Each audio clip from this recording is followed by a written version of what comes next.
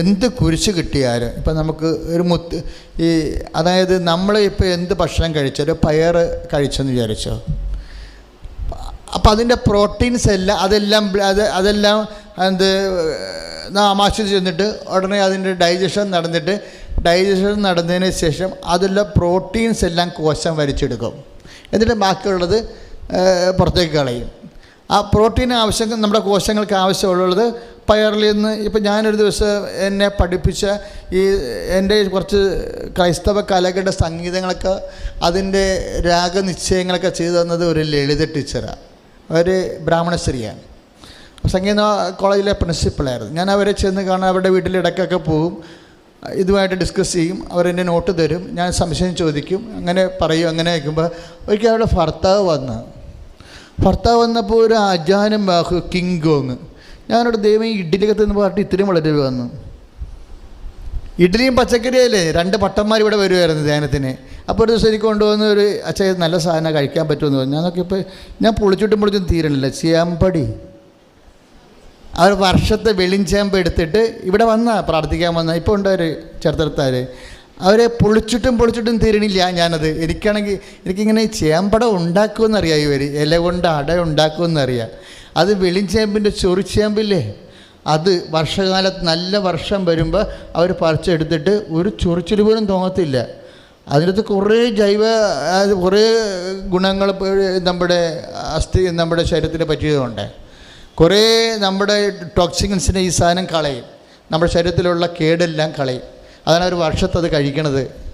അപ്പോൾ അവരങ്ങനെ ഇരിക്കുമ്പോൾ ഞാനടുത്ത് ഇങ്ങനെയൊക്കെ പച്ചക്കറിയൊക്കെ തിന്നാൽ ഈ മനുഷ്യൻ സാധാരണ ഇറച്ചി മീനും മുട്ടയൊക്കെ കഴിക്കുന്ന ആൾക്കാരെക്കാൾ വില്ലനായിട്ടിരിക്കണം. അല്ല, പക്ഷേ അയാൾ കറക്റ്റ് കീപ്പ് ചെയ്യുന്ന ആൾ, വെജിറ്റേറിയൻ കീപ്പ് ചെയ്യുന്ന ആളാണ്. അപ്പോൾ അതിൻ്റെ അർത്ഥം എന്താ? നമ്മൾ ഉണ്ടെന്ന് വിചാരിക്കുന്ന പല സാധനങ്ങളും പച്ചക്കറിയിൽ സുലഭമാണ്. അതിനകത്ത് അത് എന്തുണ്ടെന്ന് നോക്കിയിട്ട് നമ്മുടെ ഈ ഫുഡ് ഹാബിറ്റിൻ്റെ പ്രോബ്ലംസ് ശരിക്കും ഉണ്ടേ. നമ്മുടെ ഈ പല രോഗങ്ങളും ഫുഡിൽ നിന്ന് വരുന്നതാണല്ലോ. നിങ്ങളുടെ മക്കളെങ്കിലും നിങ്ങൾ സൂക്ഷിച്ച് ഈ ഫുഡ് ഹാബിറ്റ് കറക്റ്റ് ചെയ്ത്. ഇപ്പോൾ നമുക്ക് എല്ലാവർക്കും അറിയാമല്ലോ, ഈ ഗൂഗിളൊക്കെ അടിച്ചു നോക്കുകയാണെങ്കിൽ അപ്പം തന്നെ ഓരോ ഭക്ഷണപദാർത്ഥത്തിൽ എന്തുണ്ടെന്ന് അവർ കൃത്യമായിട്ട് പറയും. അപ്പോൾ ഉള്ളത് മാത്രം കഴിക്കണേ പ്രശ്നമൊന്നും ഇല്ലല്ലോ.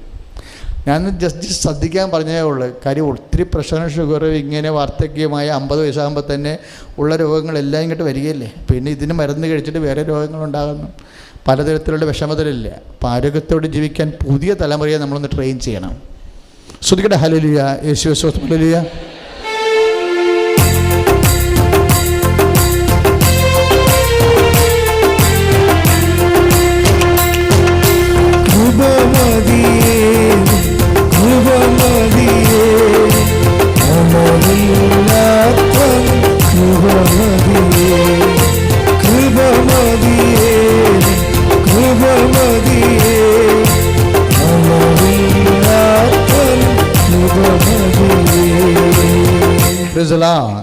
അപ്പോഴും ഇപ്പോഴും നമ്മൾ നിൽക്കുന്ന വചനം എന്താ?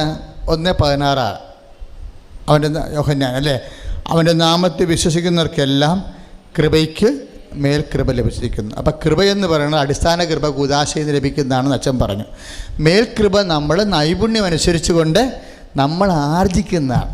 അപ്പം നൈപുണ്യം ആർജിച്ചുകൊണ്ട് നമ്മൾ ആർജിക്കുമ്പോൾ നമുക്ക് എന്താണ് ഈ ഒരു ഭക്ഷണം കഴിക്കുമ്പോൾ ആ ഭക്ഷണത്തിൽ കാൽഷ്യമാണുള്ളതെങ്കിൽ, ഇപ്പോൾ ഓറഞ്ച്, ഒരു ഡോക്ടർ എന്നെ ചെക്ക് ചെയ്ത് വെച്ചും പറഞ്ഞ് അച്ഛൻ ഓറഞ്ച് കഴിക്കണമെന്ന് പറഞ്ഞിട്ടുണ്ട്.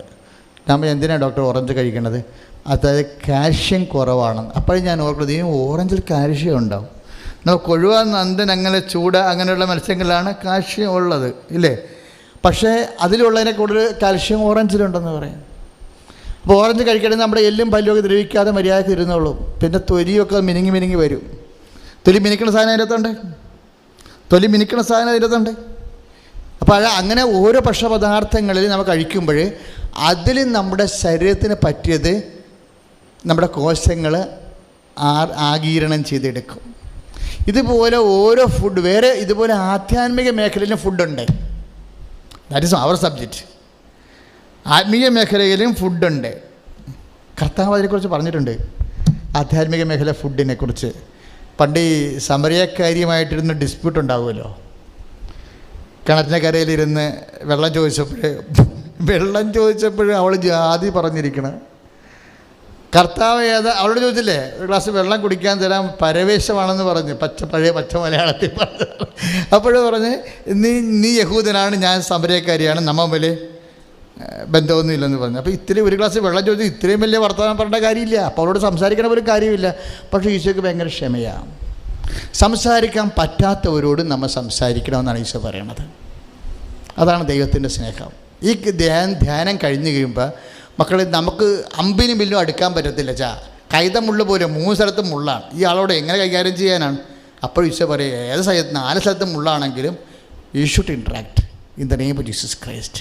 ഒന്ന് പ്രാർത്ഥിച്ച്, കർത്താവ് ദൈവമേ, സംസാരിക്കാനോ ഇടപെടാനോ പറ്റാത്ത മനുഷ്യരുമായും അങ്ങയുടെ സ്നേഹത്തെ പ്രതി ക്ഷമയെ പ്രതി സഹനത്തെ പ്രതി അവരോട് സംസാരിക്കാനും സമീപിക്കാനും അതുവഴി ദൈവത്തിന്റെ മക്കളാകാനും സുവിശേഷത്തിന്റെ സാക്ഷികളാകാനും എനിക്ക് കൃപ നൽകണമേ.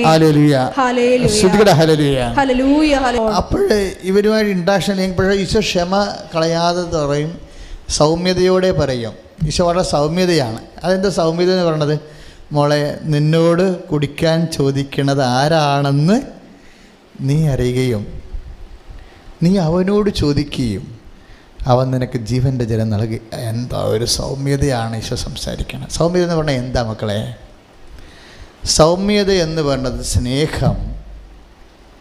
സ്നേഹമാണ് അതിൻ്റെ ബേസ്മെൻറ്റ്.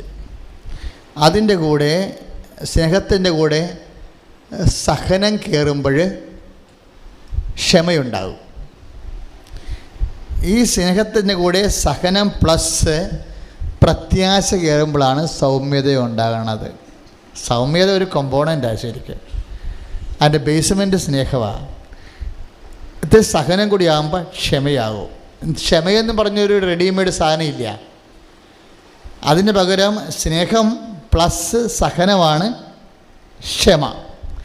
ക്ഷമയുടെ കൂടെ പ്രത്യാശ കയറുമ്പോഴാണ്, പ്രത്യാശിക്കുന്ന സ്നേഹമാണ് സൗമ്യത. ഈശോയ്ക്ക് ഈ സ്ത്രീയുമായിട്ട് സംസാരിക്കുമ്പോൾ പ്രത്യാശിക്കുന്ന സ്നേഹമാണുള്ളത്. ശരിയാവും. ദൈവം എല്ലാം ഈശോ പറഞ്ഞല്ലേ, സ്നേഹം എല്ലാം പ്രത്യാശിക്കുന്നു. 1 കൊരിന്ത്യസിൻ്റെ 13:4 വരുമ്പോൾ എന്താ പറയണത്?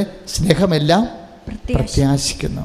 ഒന്ന് പ്രാർത്ഥിച്ചേ, കർത്താവായ ദൈവമേ, പ്രത്യാശിക്കുന്ന സ്നേഹം, ക്ഷമിക്കുന്ന സ്നേഹം, സ്നേഹവും സഹനവും പരിശുദ്ധാത്മാവിന്റെ ബലങ്ങളെ എന്നിൽ നിക്ഷേപിക്കണമേ, ഇപ്പോഴും നിക്ഷേപിക്കണമേ. When we pray, we must aware that we are praying. പ്രാർത്ഥിക്കുമ്പോൾ പാടുമ്പോൾ നമ്മൾ പാടുകയാണ്. ഇപ്പോൾ ദൈവത്തോടെ നമ്മൾ പറയും, കർത്താവ് ഞാൻ നിന്നെ സ്നേഹിക്കുന്നു. അപ്പോൾ ഈശോ തിരിച്ചു ചോദിക്കും, ആക്ച്വലി യു മീൻ ഇറ്റ് എന്ന് ചോദിക്കൂ. എന്ന് വെച്ചാൽ നീ യഥാർത്ഥത്തിൽ നീ പറയണ കാര്യം ഉദ്ദേശിക്കുന്നുണ്ടോ എന്ന്. പ്രാർത്ഥന അനുഭവമാക്കാനുള്ള ഏറ്റവും കുറുക്ക് വഴിയാണ് ഈ പറയണ കാര്യം ഉദ്ദേശിക്കണം നമ്മൾ. കർത്താവ് ഞാൻ അങ്ങേ സ്തുതിക്കണം എന്ന് പറയുമ്പോൾ നമ്മുടെ ഉള്ളിലും പറയും, ജീസസ് ഞാനൊരു നുണ പറയുന്നില്ല, ഞങ്ങൾക്ക് സത്യമായിട്ട് ഞാൻ നിന്നെ സ്നേഹിക്കുന്നുണ്ട്. പ്രെയർ എപ്പോഴും ഇങ്ങനെ സേവ് ചെയ്ത് പോകണം. ചുമ്മാ അടിച്ചടിച്ച് കയറി കഴിഞ്ഞാൽ അവസാനം ഡിലീറ്റായി പോകും. നമ്മൾ അടിച്ചു കയറുന്ന സാധനം സേവ് ചെയ്ത് പോകണം. നമ്മൾ പ്രെയർ ചെയ്യുമ്പോൾ പറയാം, Jesus actually I mean it, ഞാൻ നിന്നെ സ്നേഹിക്കുന്നു, ആക്ച്വലി ഐ മീൻ ഇറ്റ്. അപ്പോൾ ഈശോ ചോദിക്കും, നീ അതിനായിട്ട് ബെയർ ചെയ്യാൻ തയ്യാറാണോ? അതിന് വേണ്ടി നിനക്ക് അതിൻ്റെ പ്രൈസ് കൊടുക്കാൻ തയ്യാറാണോ ചോദിക്കുമ്പോൾ പറയും, കർത്താവേ പ്രൈസ് കൊടുക്കാൻ പറ്റുമോ ഇല്ലെന്ന് അറിയത്തില്ല, പക്ഷേ നീ എന്നെ സഹായിച്ചാൽ തീർച്ചയായിട്ടും ഞാൻ പ്രൈസ് കൊടുക്കും. കാര്യം ഈ എല്ലാം പ്രൈസായത് നിൽക്കുകയാണ്. അതായത് ദൈവത്തിൻ്റെ സ്നേഹം നമുക്കിങ്ങനെ ചുമ്മാ ദൈവത്തെ സ്നേഹിക്കണമെന്നൊന്നും പറയാൻ പറ്റത്തില്ല. അത് ഈശോക്ക് പോലും പറയാൻ പറ്റത്തില്ല. അപ്പ ഞാൻ നിന്നെ സ്നേഹിക്കണമെന്ന് പറയണമെന്നുണ്ടെങ്കിൽ അപ്പ പറയും, ഈശോ തന്നെ എന്താ പറഞ്ഞത്? എന്നെ സ്നേഹിക്കണവൻ എൻ്റെ കൽപ്പനകൾ പാലിക്കും. അവിടെയാണ് പ്രശ്നം കിടക്കുന്നത്. ഇവിടെ ചുമ്മാ പറയാൻ പറ്റത്തില്ല. ആ യോഹന്നാൻ 14 അങ്ങനെ പോവുകയാണ്. 14, 17 തൊട്ട് 23 വരെ വായിക്കുമ്പോൾ നമുക്ക് മനസ്സിലാകും. ചുമ്മാ, അതായത് ദൈവത്തെ സ്നേഹിക്കണമെന്ന് പറഞ്ഞാൽ നീ നിൻ്റെ സംശയിക്കുന്ന ഭർത്താവിന് ഈശോയുടെ നാമത്തിൽ ഉൾക്കൊള്ളാൻ തയ്യാറായിരിക്കണം. അല്ല പറയാൻ പറ്റും. ഇപ്പോൾ ഇത് കാര്യം ഈ ശിശുവിനെ പിന്നെ ഒരു ഗുണം ചെയ്തതെന്ന് വെച്ച് കഴിഞ്ഞാൽ ഒരു രഹസ്യം പറയാം. അതൊരു പരസ്യമായ രഹസ്യമാണ്. അതായത് ഈശോയുടെ നിങ്ങൾ ഈ പരിശുദ്ധാത്മാവുമായിട്ട് എപ്പോഴെങ്കിലും ഒരു അഭിഷേകത്തിൽ സംസാരിക്കാൻ ഇടയായി കഴിഞ്ഞാൽ നിങ്ങൾ പരിശുദ്ധാത്മാവിനോട് ചോദിക്കേണ്ട ഒരു കാര്യം, പരിശുദ്ധാത്മാവേ, tell me what is actually happened. Tell me, എന്നോട് പറ, എനിക്കറിയണം എന്താണ് ഈശോയ്ക്ക് സംഭവിച്ചതെന്ന്. ഈശോയുടെ നാമം എന്തുമാത്രം വലുതാണെന്ന് എന്നോട് പറയണം. ഈശോയുടെ നാമം എന്തുമാത്രം വലുതാണ്. കാര്യം ഈശോയുടെ നാമത്തെക്കുറിച്ച് പറയുമ്പോൾ വചനം ഇങ്ങനെ വാചാലമായിട്ടാണ് സംസാരിക്കണത്. അവൻ പ്രകൃത്യ ദൈവമായിരുന്നു. ദൈവത്തോടുള്ള സമാനത മുറുകെ പിടിക്കേണ്ട കാര്യമായി അവൻ പരിഗണിച്ചില്ല. അവൻ ദാസനായി മരണത്തോളം കുരിശുമരണത്തോളം തന്നെ താഴ്ത്തി. അപ്പോൾ പരിശുദ്ധാത്മാവോട് നമ്മൾ ചോദിക്കുന്ന, ആത്മാവേ, പരിശുദ്ധാത്മാവ്, യേശുവിൻ്റെ ആത്മാവേ, ഈശോയ്ക്ക് ഇത്രയും താഴാൻ വേണ്ടി മാത്രം ഈശോയ്ക്ക് എങ്ങനെയാണത് സാധിച്ചത്? ആ ഒരു അരൂപിയെ, വിനയത്തിൻ്റെ അരൂപിയെ, സബ്മിഷൻ്റെ അരൂപിയെ, ദൈവസ്നേഹത്തിൻ്റെ സഹനത്തിൻ്റെ അരൂപിയെ എന്നിലേക്ക് ആവശ്യിക്കണമേ. സ്തുതിക്കട്ടെ, ഹല്ലേലൂയ. അപ്പോൾ ഈശോ നമ്മളോട് പറഞ്ഞുകൊണ്ടിരിക്കുന്ന വചനം യോഹന്നാൻ്റെ സുവിശേഷം 4-ാം അധ്യായത്തിലൂടെയാണ് നമ്മൾ ആത്മീയ യാത്ര നടത്തുന്നത്. അതിൻ്റെ ഭാഗമായി ഈശോ ഈ സമരക്കാരുമായി സംസാരിച്ചുകൊണ്ടിരിക്കുന്നു. സമരക്കാരിയെ കാണാൻ വേണ്ടി തന്നെ നട്ടുച്ച നേരത്ത് അവനീ ഉരുകി വരുന്ന ഈയം പോലെ ഉരുകി വീഴുന്ന 45 സെൻറ്റിഗ്രേഡിലാണ് ഈശോ ഇരിക്കണത്. ഞാൻ അവിടെ ചെല്ലുമ്പോൾ 45 സെൻറ്റിഗ്രേഡുണ്ട്. ഞാൻ ഈശോ സമരക്കാരെ ഏതാണ്ട് കണ്ട കാലഘട്ടത്തിലാണ് ഞാൻ ചെല്ലണത്. അപ്പോഴും 45, നമ്മൾ വാച്ചിലും മറ്റൊരു ഉപകരണം കാണിക്കുന്ന 45 സെൻറ്റിഗ്രേഡ് വെച്ചാൽ നമ്മൾ നിന്ന് കഴിഞ്ഞാൽ ഇങ്ങനെ തലക്കാരൻ്റെ ദൂരം വെക്കണമെന്ന് തോന്നും, അത്രയും ചൂടാണ്. ഞാനപ്പോൾ ആ സമയത്ത് യാക്കോബിനെ കണ്ട് അരികെ നിൽക്കുമ്പോൾ ഞാൻ ഓർത്ത്, ഈശോ, എനിക്ക് വല്ലാണ്ട് ഈശോയോട് വല്ലാതെ തോന്നിപ്പോയി. ഞാൻ ഈശോ, ഈ ഒരൊറ്റ ആത്മാവിന് വേണ്ടിയും ഈശോ എത്ര 1 മണിക്കൂറുള്ള ആ കിണറിൻ്റെ ചുവട്ടി വന്നിരിക്കണേ. ആ പ്രദേശത്ത് ഇന്നും മരമില്ല. അറബി മരങ്ങളുണ്ട്, ഉറക്കമരങ്ങൾ. അത് 1-2 ആ പറമ്പിൻ്റെ ഇങ്ങനെ ഒരു വിശാലമായ സ്ഥലത്ത് കിടക്കുകയാണ്. കുറേ മുസ്ലിം ഇൻഹാബിറ്റൻസ് അവിടെ ഉണ്ട്, ചെറിയ വീടൊക്കെ വെച്ച് താമസിക്കുന്നുണ്ട്. അപ്പം അവിടെയൊക്കെ എല്ലാം ചെറിയ അറബി മരങ്ങളുണ്ട്. നമ്മുടെ ഈ ഉറക്കമരങ്ങളെന്ന് പറഞ്ഞാൽ അറബി മരങ്ങളാണ്. അതുണ്ട്. അതും ഇങ്ങനെ നമ്മുടെ മരങ്ങളെ പോലെ പച്ച നിറമല്ല, മഞ്ഞ നിറം. ഈ വെയിൽ കയറി വെള്ളവും ഇല്ലാതെ ഇങ്ങനെ മഞ്ഞച്ച് നിൽക്കണ മരങ്ങളാണ്. ഇവിടെ എങ്ങും ഒരു മരവും ഇല്ല. ഇതിൻ്റെ അകത്ത് വന്ന് നിൽക്കുകയാണ്. ഇവിടെയാണ് ഈ ഡയലോഗ് എല്ലാം നടക്കുന്നത്. അത് പൊരിഞ്ഞ് വന്ന് നിൽക്കാൻ മനുഷ്യത്വം ഉണ്ടെങ്കിൽ ഒരു പ്രാവശ്യം വെള്ളം ഒഴിച്ച് കൊടുത്തുവിട്ട് സംഭവം ക്ലോസ് ചെയ്യണം, അല്ലേ? അതിനിവിടെ എന്തെല്ലാം പറയണത്. എന്നിട്ട് ഈശോ ഈ വെയിലും കൊണ്ട് ക്ഷമയോടുകൂടി, സഹനത്തോടുകൂടി, അതെല്ലാം ചേരുന്ന സൗമ്യതയോടുകൂടി അവളോട് പറഞ്ഞു, നിന്നോട് കുടിക്കാൻ ചോദിക്കുന്ന ആരാണെന്ന് നീ അറിയുകയോ? നീ അവനോട് ചോദിക്കുകയും അവൻ നിനക്ക് ജീവൻ്റെ ജലം നൽകുകയും ചെയ്യും. അതൊക്കെ എന്താണെന്നുള്ളതെല്ലാം 7:30 യോഹന്നാൻ നമ്മൾ രാവിലെ കണ്ടതാണ്, കഴിഞ്ഞ ദിവസം കണ്ടതാണ്. ഇപ്പോൾ അതല്ല വിഷയം. ഇതെല്ലാം ഈ ഡിസ്കോഴ്സ് എല്ലാം കഴിഞ്ഞപ്പോൾ ദേവനുണ്ട് പത്രോസ് ചപ്പാത്തിയും കൊണ്ട് വന്നിപ്പോൾ അവിടെ. പത്രോസ് കടയിൽ പോയിരിക്കുകയായിരുന്നു, ഉച്ചയ്ക്ക് ഭക്ഷണം മേടിക്കാൻ പോയിരിക്കുകയായിരുന്നു. അവനൊരു സ്ത്രീയോട് സംസാരിക്കുന്ന കണ്ട് ഇവളെ കണ്ടപ്പോൾ തന്നെ പത്രോസ് ഇത് പെസക് സംഭവമാണല്ലോ എന്ന് കണ്ടിട്ട് പത്രോസ് അത്ഭുതപ്പെട്ടെന്ന്. അവനൊരു സ്ത്രീയോട് സംസാരിക്കണ കണ്ട് പത്രോസിനെ അത്ഭുതപ്പെട്ട് ആ സംസാരം അവസാനിപ്പിച്ച് പോരാൻ വേണ്ടി, ഈ വള്ളിക്കെട്ട് അവസാനിപ്പിക്കാൻ വേണ്ടി പത്രോസ് പറഞ്ഞ്, ഗുരു ഭക്ഷണം എന്ന് പറഞ്ഞു. ബൈബിളുണ്ടല്ലോ, ഗുരു ഭക്ഷണം എന്ന് പറഞ്ഞു. അപ്പോൾ ഉടനെ പത്രോസിനോട് പറഞ്ഞു, നീ അറിയാത്ത ഭക്ഷണം എനിക്കുണ്ടെന്ന് പറഞ്ഞു. അപ്പോൾ ഇത് ഞാൻ പോയ സ്ഥലത്ത് വേറെ ആരെ ഭക്ഷണം കൊണ്ടുവന്ന് കൊടുത്തത്, എന്നാൽ പിന്നെ എന്നാത്തിനെ വെയിൽ വിളിക്കാൻ പോയത് എന്ന് തല്ലിപിടുത്തം പിടിച്ചോണ്ട് നിൽക്കുകയാണ്. പത്രോസിൻ്റെ കൺഫ്യൂഷൻ അതായത് പത്രോസാണല്ലോ ഭക്ഷണം മേടിക്കാൻ പറഞ്ഞു വിട്ടിട്ടാണ് പോയത്. അപ്പം ഞാനറിയാത്ത പക്ഷേ ഇവളെല്ലാം കൊണ്ടുവന്ന് കൊടുത്തു കാണുക എന്നാണ് പത്രോസിൻ്റെ. അപ്പോൾ ഈശോ തിരിച്ചു വന്നിട്ട് പറഞ്ഞ്, അവൾ എല്ലാവരെയും അറിയിക്കാൻ വേണ്ടി ദൈവാനുഭവത്തോടെ അവളെ കൊടുവും അവിടെ വെച്ചിട്ട് വെള്ളം കോരാൻ മറന്നുപോയി. അവൾ ഓടിപ്പോയി എല്ലാവരെയും അറിയിക്കുകയാണ്. എൻ്റെ ജീവിതം മുഴുവൻ തുറന്നു കാട്ടി ഒരു മനുഷ്യൻ അവളുടെ കിണറിൻ്റെ ചുവട്ട് നിൽക്കണുണ്ടേ, നിങ്ങൾ വന്ന് നോക്ക്, എനിക്ക് മനസ്സിലാവണല്ലോ ഇവനായിരിക്കുമോ ക്രിസ്തു വന്നു. അയ്യോ, എന്നാ ഒരു സമരക്കാരിയാണ്, വിജാതി സ്ത്രീയെ പോലെയാണ് അവർക്ക്. അവളുടെ മനസ്സിൽ ആത്മാവ് നിറഞ്ഞിട്ടേ വല്ലാണ്ടായിപ്പോയി. അവൾ പറഞ്ഞു, ഞാൻ ചെയ്ത് കൂട്ടിയ എല്ലാ അപരാധങ്ങളും എന്നോട് സൗമ്യതയോടെയും സ്നേഹത്തോടെയും ക്ഷമയോടെയും പറഞ്ഞ മനുഷ്യൻ വെയിലും കൊണ്ട് അവിടെ നിൽക്കുന്നുണ്ട്, നിങ്ങളൊന്ന് നോക്ക്, അവനായിരിക്കുമോ ക്രിസ്തു എന്ന്. അവർ വന്ന് നോക്കിയപ്പോൾ തന്നെ മനസ്സിലായി ക്രിസ്തുവാണെന്ന്. അതാണ് ആ ജനങ്ങൾക്കുണ്ടായിരുന്ന അവിടെ മുഴുവൻ ആ പ്രദേശം മുഴുവൻ പരിശുദ്ധാത്മ നിറയുകയാണ്. അത് ക്രിസ്തുവാണെന്ന് ജനം എങ്ങനെ അറിഞ്ഞു എന്നറിയാതെ അറിയുന്ന അഭിഷേകമാണ്. ശ്രദ്ധിക്കട്ടെ. ഹല്ലേലൂയ. അമ്മ കണ്ണീര് തൂകി നമുക്ക് വേണ്ടി പ്രാർത്ഥിക്കുന്ന സന്ദേശമാണ്. കൈയടിച്ച് കർത്താവിനെ സ്തുതിക്കുന്നു. Hallelujah, hallelujah. യേശുവിനെ യേശുവേ സ്തോത്രം. Hallelujah. Praise the Lord. Praise the Lord. അപ്പോൾ യോഹന്നാൻ്റെ 4:32 സുവിശേഷിച്ചുകൊണ്ടിരുന്നത്. ഈശോ പറഞ്ഞു, നിങ്ങൾ അറിയാത്ത ഭക്ഷണം എനിക്കുണ്ട്. അപ്പോൾ പത്രോസ് അറിയാതെ പറഞ്ഞു, ആരെങ്കിലും ഇവന് ഭക്ഷണം കൊണ്ടുവന്ന് കൊടുത്തിട്ടുണ്ടാകുമോ എന്ന് പറഞ്ഞപ്പോൾ പത്രോസിൻ്റെ ഉൾസംശയങ്ങൾ വിവേചിച്ച് മനസ്സിലാക്കിയിട്ട് ഈശോ പറഞ്ഞു, നോ, ആരും എനിക്ക് ഭക്ഷണം കൊണ്ടുവന്നില്ല. നിങ്ങൾ അറിയുന്ന ഭക്ഷണവും അറിയാത്ത ഭക്ഷണവും രണ്ടായിട്ട് ഈശോ തിരിക്കുന്നുണ്ട് ഭക്ഷണത്തെ. ഈശോ എല്ലാം രണ്ടായിട്ട് തിരിക്കാനുണ്ട്. ദൈവങ്ങളെയും രണ്ടായിട്ട് തിരിച്ചു. ആദ്യമേ പറഞ്ഞു, കൊണ്ടുചേരാ പത്രോസിനോട് ചോദിച്ചില്ലേ, ഞാൻ ആരാണെന്നാണ് നിങ്ങൾ പറയുന്നത്. അപ്പോൾ പത്രോസ് എന്താ പറയുന്നത്? You are Christ, son of the living God.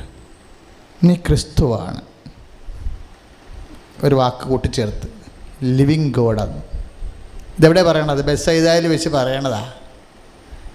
ബെത്സയിദയിൽ Philip അവിടുത്തെ ഗവർണറായിരുന്നു, സീസറിൻ്റെ ഗവർണറായിരുന്നു. അയാൾ സീസറിൻ്റെ ഹോണറായിട്ട് അവിടെ ഒരു വലിയ ക്ഷേത്രം പണിത്. അവിടെ അസ്റ്റാറെ ഉൾപ്പെടെയുള്ള എല്ലാ റോമൻ ദൈവങ്ങളെയും ഇങ്ങനെ രൂപം കൊണ്ട് കൊത്തി ഉണ്ടാക്കി വെച്ചിരിക്കുകയാണ്. ഈ മട്ടുപ്പാവിലിരിക്കുന്ന കണ്ണുണ്ടെ കാണാത്ത ചെവിയുണ്ടെ കേൾക്കാത്ത ദൈവങ്ങളുടെ മുമ്പിൽ നിന്നുകൊണ്ടാണ് ഈശോ ചോദിക്കുന്നത്, whom do you say that I am? അപ്പോൾ പരിശുദ്ധാത്മാവ് പത്രോസിനെ ടച്ച് ചെയ്തിട്ട് പറഞ്ഞു, സത്യം പറ, സത്യം പറ. പത്രോസ് പറഞ്ഞു, you R Christ, the son of living God. നീ ജീവിക്കണ ദൈവത്തിൻ്റെ പുത്രൻ. ഈ ദൈവങ്ങളെ പോലെയല്ല അന്ന്, ദൈവങ്ങളെയും രണ്ടാമത് തിരിച്ച്. അപ്പോൾ പത്രോസിനോട് ഈശോ പറഞ്ഞു, you are right, you are rock and this rock I shall build my church. ഈ പാറയാണ്, ഈ പാറമേൽ എൻ്റെ സഭ ഞാൻ പണിയും. കൈയടിച്ച് കർത്താവിനെ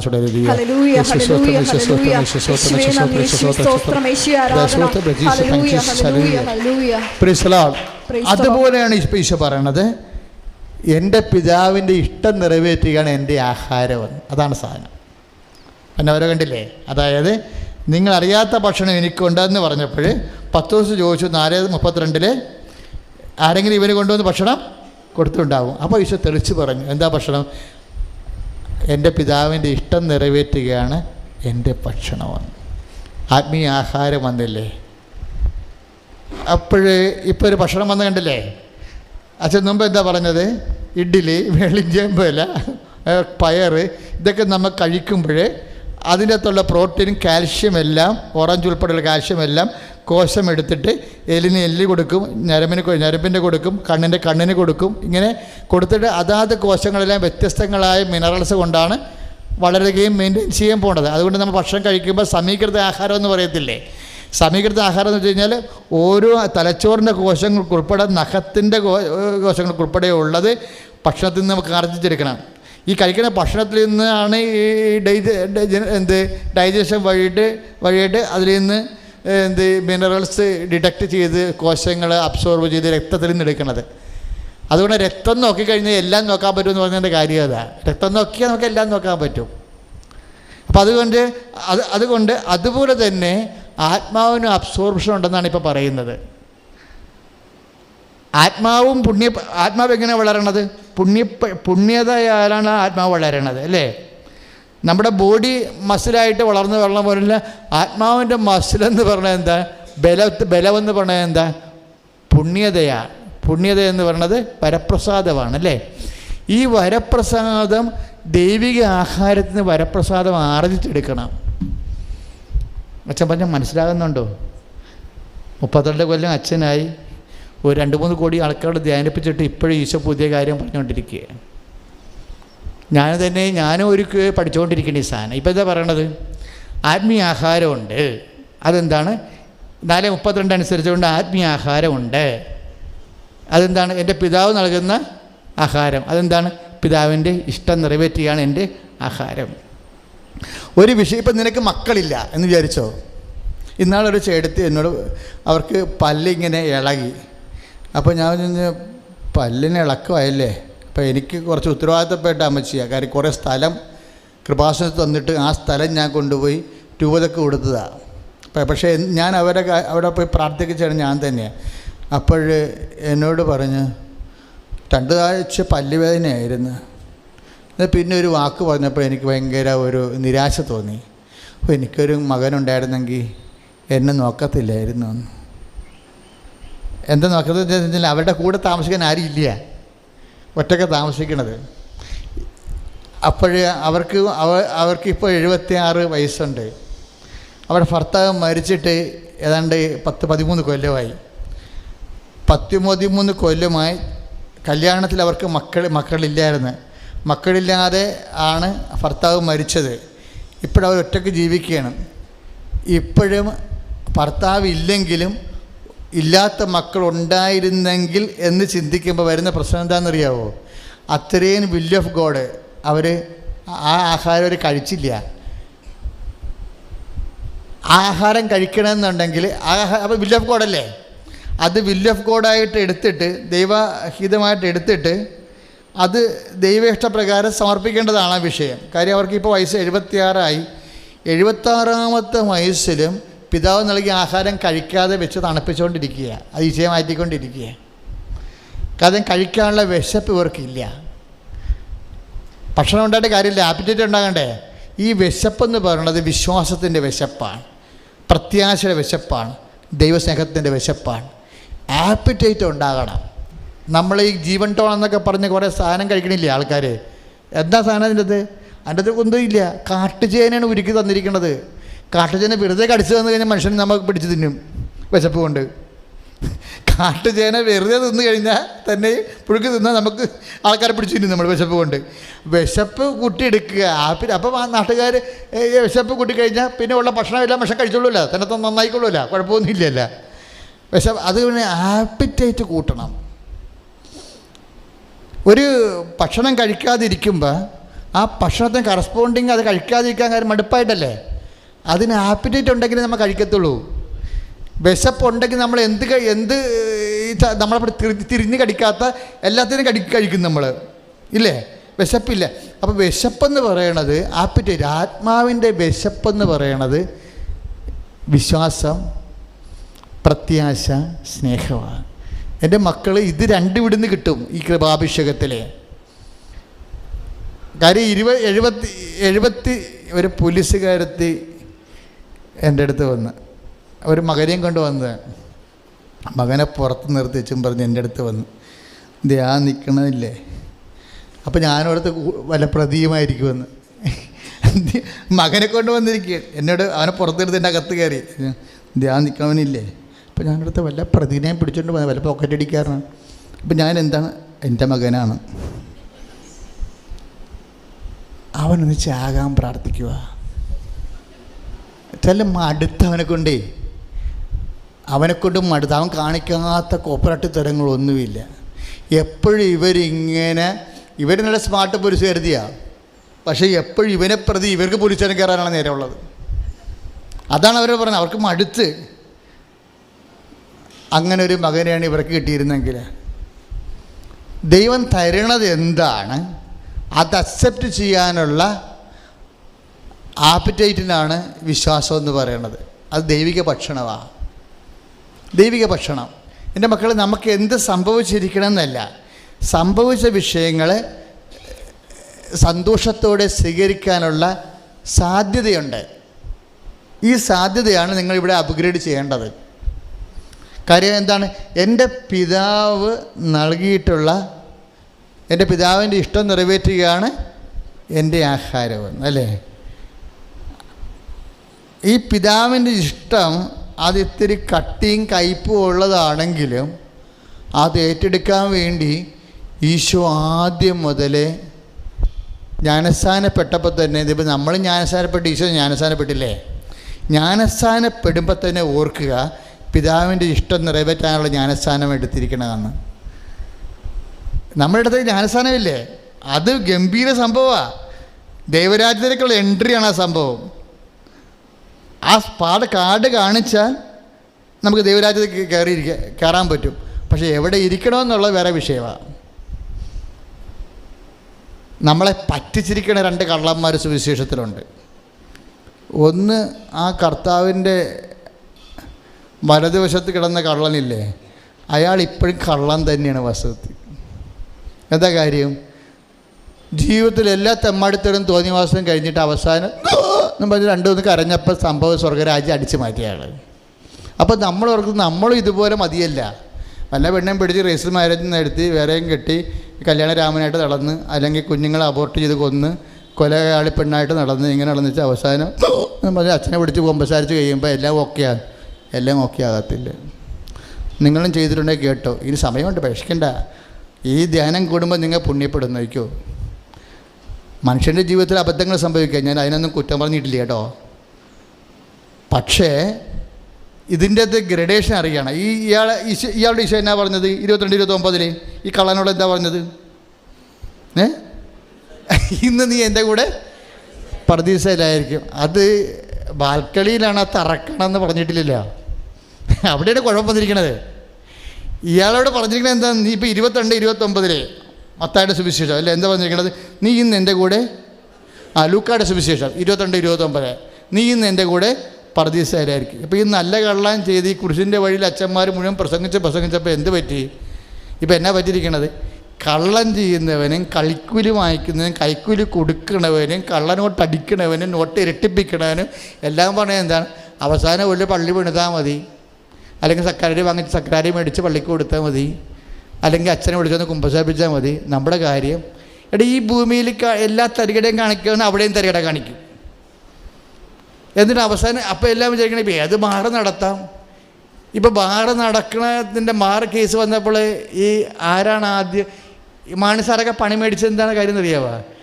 അയാൾ കത്തോലിക്കനാണെങ്കിൽ അയാൾ കറക്റ്റായിട്ട് കാര്യം പറഞ്ഞാൽ ദിസ് ഇസ് നോട്ട് പോളിസി, ഞങ്ങൾ സ്റ്റോപ്പ് ചെയ്യാൻ പോകണമെന്ന് പറയുന്നത് മിണ്ടിയില്ലല്ലോ. KCBC ഉൾപ്പെടെയുള്ള ആൾക്കാർ ഒരു നയം എടുത്തിട്ട് സുധീരം വരണവരെ ഇവിടെ മിണ്ടിയില്ലെല്ലാവരും. സുധീരം വന്നപ്പോഴല്ലേ ഉമ്മൻചാണ്ടിയും പറയാൻ തുടങ്ങിയത്. അതൊക്കെ വരെ ഇവർ ഈ ബാർക്കാരുമായിട്ട് ഇപ്പോൾ ഈ പിണറായി ചെയ്തിരിക്കണ പോലെ തന്നെയാണ് ചെയ്തിരിക്കുന്നത്. മദ്യവർജനമാണ് ഞങ്ങളുടെ നയമെന്ന് പറഞ്ഞെങ്കിൽ ഇപ്പോൾ ഒരു 3 സ്റ്റാറിനും കൊടുത്തിട്ടുണ്ടല്ലോ ഇല്ലേ? ഇപ്പോൾ നാഷണൽ ഹൈവേ അല്ല, ഇപ്പോൾ കോടതി ചോദിച്ചിരിക്കുകയാണ്. എക്സൈസ് മന്ത്രിയും പൊതുമരാമത്ത് മന്ത്രിയും തമ്മിൽ കൺഫ്യൂഷൻ. എങ്ങനെയാണ്? ബാറുകാർ പോയി എക്സൈസ് മന്ത്രിനെ സോപ്പ് ഇട്ടപ്പോൾ ഒരു ബാറുകാർ ഉപദേശം കൊടുത്ത്, എന്താണ് ഉപദേശം കൊടുത്തത്? ഇത് കഴക്കൂടം ഒരു ചേർത്തല വരെ നാഷണൽ ഹൈവേ അല്ലെന്ന് സുപ്രീം കോടതി വിധിനെ മറികടക്കാൻ വേണ്ടി പറഞ്ഞു. അപ്പോൾ സുധാകരൻ പറഞ്ഞു അത് നാഷണൽ ഹൈവേ ആണെന്ന് പറഞ്ഞു. എക്സൈസ് മന്ത്രി പറഞ്ഞ അല്ലെന്ന്. ഇപ്പോൾ ഹൈക്കോടതി പറഞ്ഞത് എന്താണ്? ഞങ്ങൾ കൈ മെനക്കെടുത്തിരുന്ന് പറയണത് ഇല്ലേ? ഉദ്യോഗസ്ഥന്മാർ പോക്കൃതരം കാണിക്കരുത്, നിങ്ങൾക്ക് വരാൻ പോകുന്ന ഭവിഷ്യത്ത് എന്താ നിങ്ങൾ അറിയണം, ഞങ്ങളതിൽ കിടക്കണില്ല, മര്യാദക്ക് ഇത് നാഷണൽ ഹൈവേ ആണ്. അപ്പോൾ കള്ള് കുടിക്കാൻ വേണ്ടി ദേശീയപാത പഞ്ചായത്തോടാക്കിയിരിക്കണം. എന്തൊരു കേരളം ഇത്! കള്ള് കുടിക്കാൻ വേണ്ടി ദേശീയപാത, നമ്മുടെ ദേശീയപാത പഞ്ചായത്തോടാണെന്ന് പറഞ്ഞു. ശ്രദ്ധിക്കട്ടെ. ഹല്ലേലൂയ, യേശുവേ സ്തോത്രം. ഈ ലോകം ഇങ്ങനെ പോകും, അതിൻ്റെ കൂടെ കൂടാനും ആളുണ്ടാകും. ഇതിന് എല്ലാത്തിൻ്റെയും ഒരു, അതായത് ഞാൻ ചില സമയത്ത് ഓർക്കുകയെ, ഈശോ പീലാത്തോസിൻ്റെ മുമ്പിൽ നിൽക്കുമ്പോഴേ ഈശോ ഒരു വാക്ക് പറഞ്ഞ്, ഒരു വെടിച്ചില് വാക്കാണ്. നീ എന്താ, why you are not talking, you know I have the power to lease you, എനിക്ക് നിന്നെ വിടാനുള്ള അധികാരമുണ്ടെന്ന് പറയും. അപ്പോഴീശോ പറയും, ഉന്നതങ്ങൾ ലഭിച്ചില്ലെങ്കിൽ നിനക്ക് അധികാരമില്ല. എൻ്റെ എന്ത് സൗമ്യത വന്നു. Why what they are saying that's about A country. അപ്പോൾ നീ അവരുടെ രാജ്യത്തെക്കുറിച്ച് പറയുന്നല്ലോ, ഏതൊരു രാജ്യമാണ്, നീ ആരാണ്, രാജാവാണോ എന്ന് പറയുമ്പോൾ ഈശോ പറഞ്ഞ് എൻ്റെ രാജ്യം ഐഹികമല്ല. ക്രിസ്ത്യാനി എപ്പോഴും മനസ്സിൽ പറയണം എൻ്റെ രാജ്യം ഐഹികമല്ല. ഈ ഭൂമിയിൽ നമ്മൾ ഒത്തിരിയേറെ ഒരു തത്വജ്ഞാനമില്ലാത്ത, ബുദ്ധിയും ബോധമില്ലാത്ത പല തീരുമാനങ്ങൾ വരും. ഓരോ തീരുമാനങ്ങൾ വരും. അങ്ങനെ തീരുമാനങ്ങൾ വരുമ്പോൾ നമ്മുടെ ബുദ്ധിക്ക് പോലും ഈ സംഭവം നിരക്കത്തില്ല. ബുദ്ധിക്ക് നിരക്കാത്ത എത്രയോ തീരുമാനങ്ങൾ രാജസ്ഥാനങ്ങളിൽ നിന്ന് ഇനിയും ഉണ്ടാകാനിരിക്കുന്നു. അപ്പോഴൊക്കെ നമ്മൾ അതിൻ്റെ പേരിൽ ബോയിൽ ചെയ്ത് ഉള്ളിലിങ്ങനെ തിളച്ച് തൂങ്ങി ഡെസ്പായിട്ട് നടന്നിട്ട് കാര്യമില്ല. ഈ ഭൂമിയിൽ ഇങ്ങനെ ഉണ്ടാകും. ഈ ഭൂമി ആദ്യം ആത്മാവിനെ ലഭിക്കുമ്പോൾ എന്തായിരുന്നു സംഭവം? ബൈബിൾ തുടങ്ങണത് തന്നെ ഒരു മനുഷ്യന് ഒരു ഭൂമി ആത്മാവിന് ലഭിക്കണമെങ്കിൽ എന്താണ് സംഭവമെന്ന് ബൈബിളിലുണ്ട്. അപ്പോൾ ആത്മാവിന് ലഭിക്കുന്നവരെ ആ അവസ്ഥ രാജ്യങ്ങളിലുണ്ടാകും. ആദ്യ ദൈവം ആകാശം ഭൂമിയെ സൃഷ്ടിച്ചു. ഭൂമി രൂപരഹിതമായിരുന്നു. ആഴത്തിന് മീതെ അന്ധകാരം വ്യാപിച്ചിരുന്നു. അന്ധകാരത്തിന് ജലത്തിൻ്റെ പരപ്പിലൂടെ ദൈവത്തിൻ്റെ ആത്മാവ് ചലിച്ചു. ദൈവം കൽപ്പിച്ചു, വെളിച്ചമുണ്ടാവട്ടെ. ആത്മാവ് ലഭിച്ചു കഴിഞ്ഞ് മാത്രമേ വെളിച്ചമുണ്ടാകത്തുള്ളൂ. വെളിച്ചമുണ്ടാകുന്നവരെ ഇവിടെ അന്ധകാരം ഉണ്ടാകും. അംബേദ്കർ ഭരണഘടന നടത്തിയാലും ശരി, അംബേദ്കറിന് ഇപ്പോൾ രാജ്യസഭയിൽ ഇവർക്ക്, ഞാൻ KCയോട് കഴിഞ്ഞ ദിവസങ്ങൾ ചോദിച്ചു, KC രാജ്യസഭയിലും BJPക്കാണ് ഭൂരിപക്ഷം കിട്ടണമെന്നുണ്ടെങ്കിൽ തീർച്ചയായിട്ടും ഭരണഘടന ചേഞ്ച് ചെയ്യാൻ പറ്റുമോ? കാര്യം ഭരണഘടനയിൽ കുറേ വകുപ്പ് ഉണ്ടല്ലോ. ഞാനീ ചോദ്യം രാജശേഖരനോടും ചോദിച്ചിട്ടുണ്ട്, നിങ്ങൾ ഭരണഘടന ചേഞ്ച് ചെയ്യുമോ? അദ്ദേഹമായിട്ടൊരു മണിക്കൂർ സംസാരിക്കേണ്ട ഒരു അവസ്ഥ വന്ന് ബോട്ടിലിരുന്ന് നമ്മുടെ കുമ്മനുമായിട്ട്. അപ്പോൾ എൻ്റെ കാര്യം ഈ ഭരണഘടനയിലാണ് ഇത്രയും നാൾ 60 കൊല്ലം നമ്മൾ നിന്നത്, ജനാധിപത്യം പുലർന്നത്. ഇവരുടെ രീതിക്ക് വേണ്ടി ഈ ഭരണഘടന ചേഞ്ച് ചെയ്യണമെന്നുണ്ടെങ്കിൽ ഇവിടെ വരാൻ പോകുന്ന എന്തൊരു വിഷയമായിരിക്കും. ഇപ്പം തന്നെ യോഗ ഐച്ഛിക വിഷയമായി പഠിപ്പിക്കുന്ന സ്കൂളിൽ നിർബന്ധമാക്കിയിരിക്കുകയാണ്. സംഗീതം നിർബന്ധമാക്കി.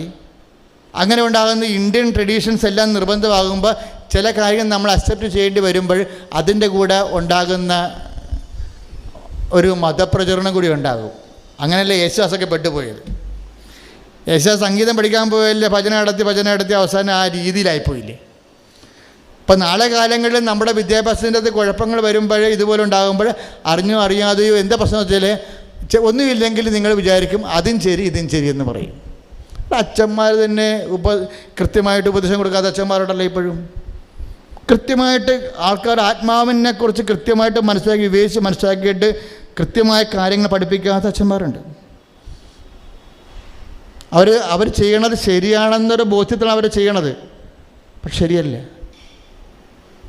സത്യദൈവത്തിനെ സംസാരിക്കുമ്പോൾ കലർപ്പില്ലാതെ കഴുത്തേലെ ജീവൻ പോയാലും യേശുക്രിസ്തു മാത്രമാണ് ഏകരക്ഷകനെന്ന് പറയാനുള്ള ചങ്കൂറ്റം ഉണ്ടാകണമെങ്കിൽ you must receive Jesus Christ Holy Spirit. അതല്ലേ പറയണത്. കൺഫ്യൂഷൻ ഉണ്ടാകും ഇവിടെ.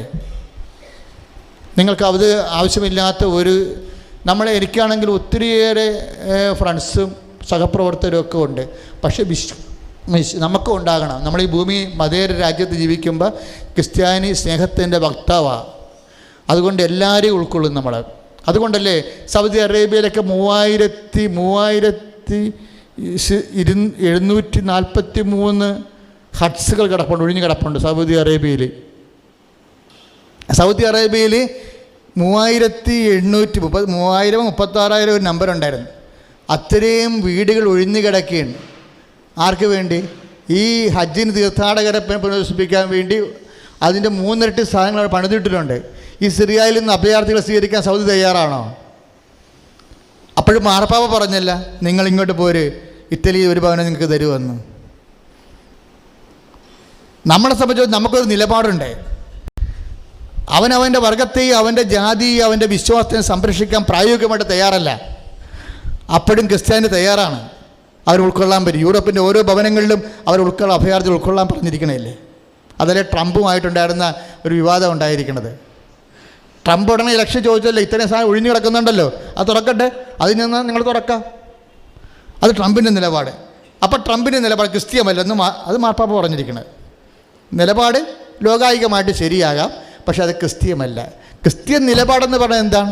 ഒരാളെ ഉൾക്കൊള്ളുന്നത് തന്നെ നിലപാടാണ്. പക്ഷേ അതേസമയം തന്നെ വരുന്ന വിഷയം ഉൾക്കൊള്ളുക എന്ന് പറഞ്ഞാൽ ആ വിശ്വാസം ശരിയെന്നല്ല, പ്രവർത്തനത്തിൽ സുവിശേഷം ശരിയെന്നാണ് എൻ്റെ അർത്ഥം. മനസ്സിലായില്ലേ? ഇല്ലേ?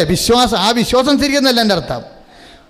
നമ്മൾ സ്നേഹം കാണിക്കുന്ന വഴി സുവിശേഷത്തിന് നമ്മൾ സാക്ഷികളായി. അതുകൊണ്ടാണ് ട്രംപ് ക്രിസ്ത്യാനി അല്ലെന്ന് മാർപ്പാപ്പ പറയാൻ കാരണം. ശ്രുതികട ഹല്ലേലൂയ, യേശുവേ സ്തോത്രം, ഹല്ലേലൂയ, ഹല്ലേലൂയ, ഹല്ലേലൂയ, ഹല്ലേലൂയ, യേശുവേ നന്ദി, യേശുവേ സ്തോത്രം, ഹല്ലേലൂയ, ഹല്ലേലൂയ, ഹല്ലേലൂയ. അതായത് എപ്പോഴും സ്നേഹത്താൽ പ്രവർത്തന നിരതമായ വിശ്വാസം എന്നാണ്. ഗലാത്യർ 5:6 എന്താ പറയണത്? ഗലാത്യർ 5:6 സ്നേഹത്താൽ പ്രവർത്തന നിരതമായ വിശ്വാസം. ഒന്ന് പറഞ്ഞേ. സ്നേഹത്താൽ പ്രവർത്തന നിരതമായ വിശ്വാസം. അപ്പോൾ വിശ്വാസം ഉണ്ടെങ്കിലും അത് സ്നേഹത്താൽ പ്രവർത്തന നിരതമാകണം. അല്ലെങ്കിൽ അത് സൈദ്ധാന്തികമായ ആശയവാദം മാത്രമാകും. ആശയവാദം വരട്ടുവാദവുമാകാം. ഇപ്പം ഇങ്ങനൊരു ഇഷ്യൂസ് ഉണ്ടാകുമ്പോൾ സ്വാഭാവികമായിട്ട് ആ ജനങ്ങൾക്ക് വേണ്ടി അഭയം കൊടുക്കുക എന്നുള്ളത് സ്നേഹത്താൽ പ്രവർത്തന നിരതമായ വിശ്വാസമാണ്. വിശ്വാസം ഉണ്ടായതിരിക്കുകയും സ്നേഹത്തിൻ്റെ ആവശ്യം വരുമ്പോൾ വിശ്വാസം പ്രവർത്തനക്ഷമമാകാതിരിക്കുകയും ചെയ്യുമ്പോൾ ആ വിശ്വാസത്തിൻ്റെ കള്ളനും വെള്ളിയും നമ്മളിത് ലോകം തിരിച്ചറിയണം. സ്നേഹത്താൽ പ്രവർത്തനത്തിന് നിരതമായ വിശ്വാസം എന്ന് പറയുമ്പോൾ വിശ്വാസം മാത്രമല്ല, പ്രത്യാശയും പ്രവർത്തന നിരതമാണ്. സ്നേഹത്താൽ പ്രവർത്തന നിരതമാണ്. അച്ഛൻ മുമ്പ് പറഞ്ഞില്ലേ, ഓരോ നിങ്ങളറിയാത്ത ഭക്ഷണം എനിക്കുണ്ടെന്ന് പറയുമ്പോൾ ഈശോ 4:32 പറഞ്ഞിരിക്കുന്നത് എൻ്റെ പിതാവിൻ്റെ ഇഷ്ടം നിറവേറ്റുകയാണ് എൻ്റെ ആഹാരമെന്ന്.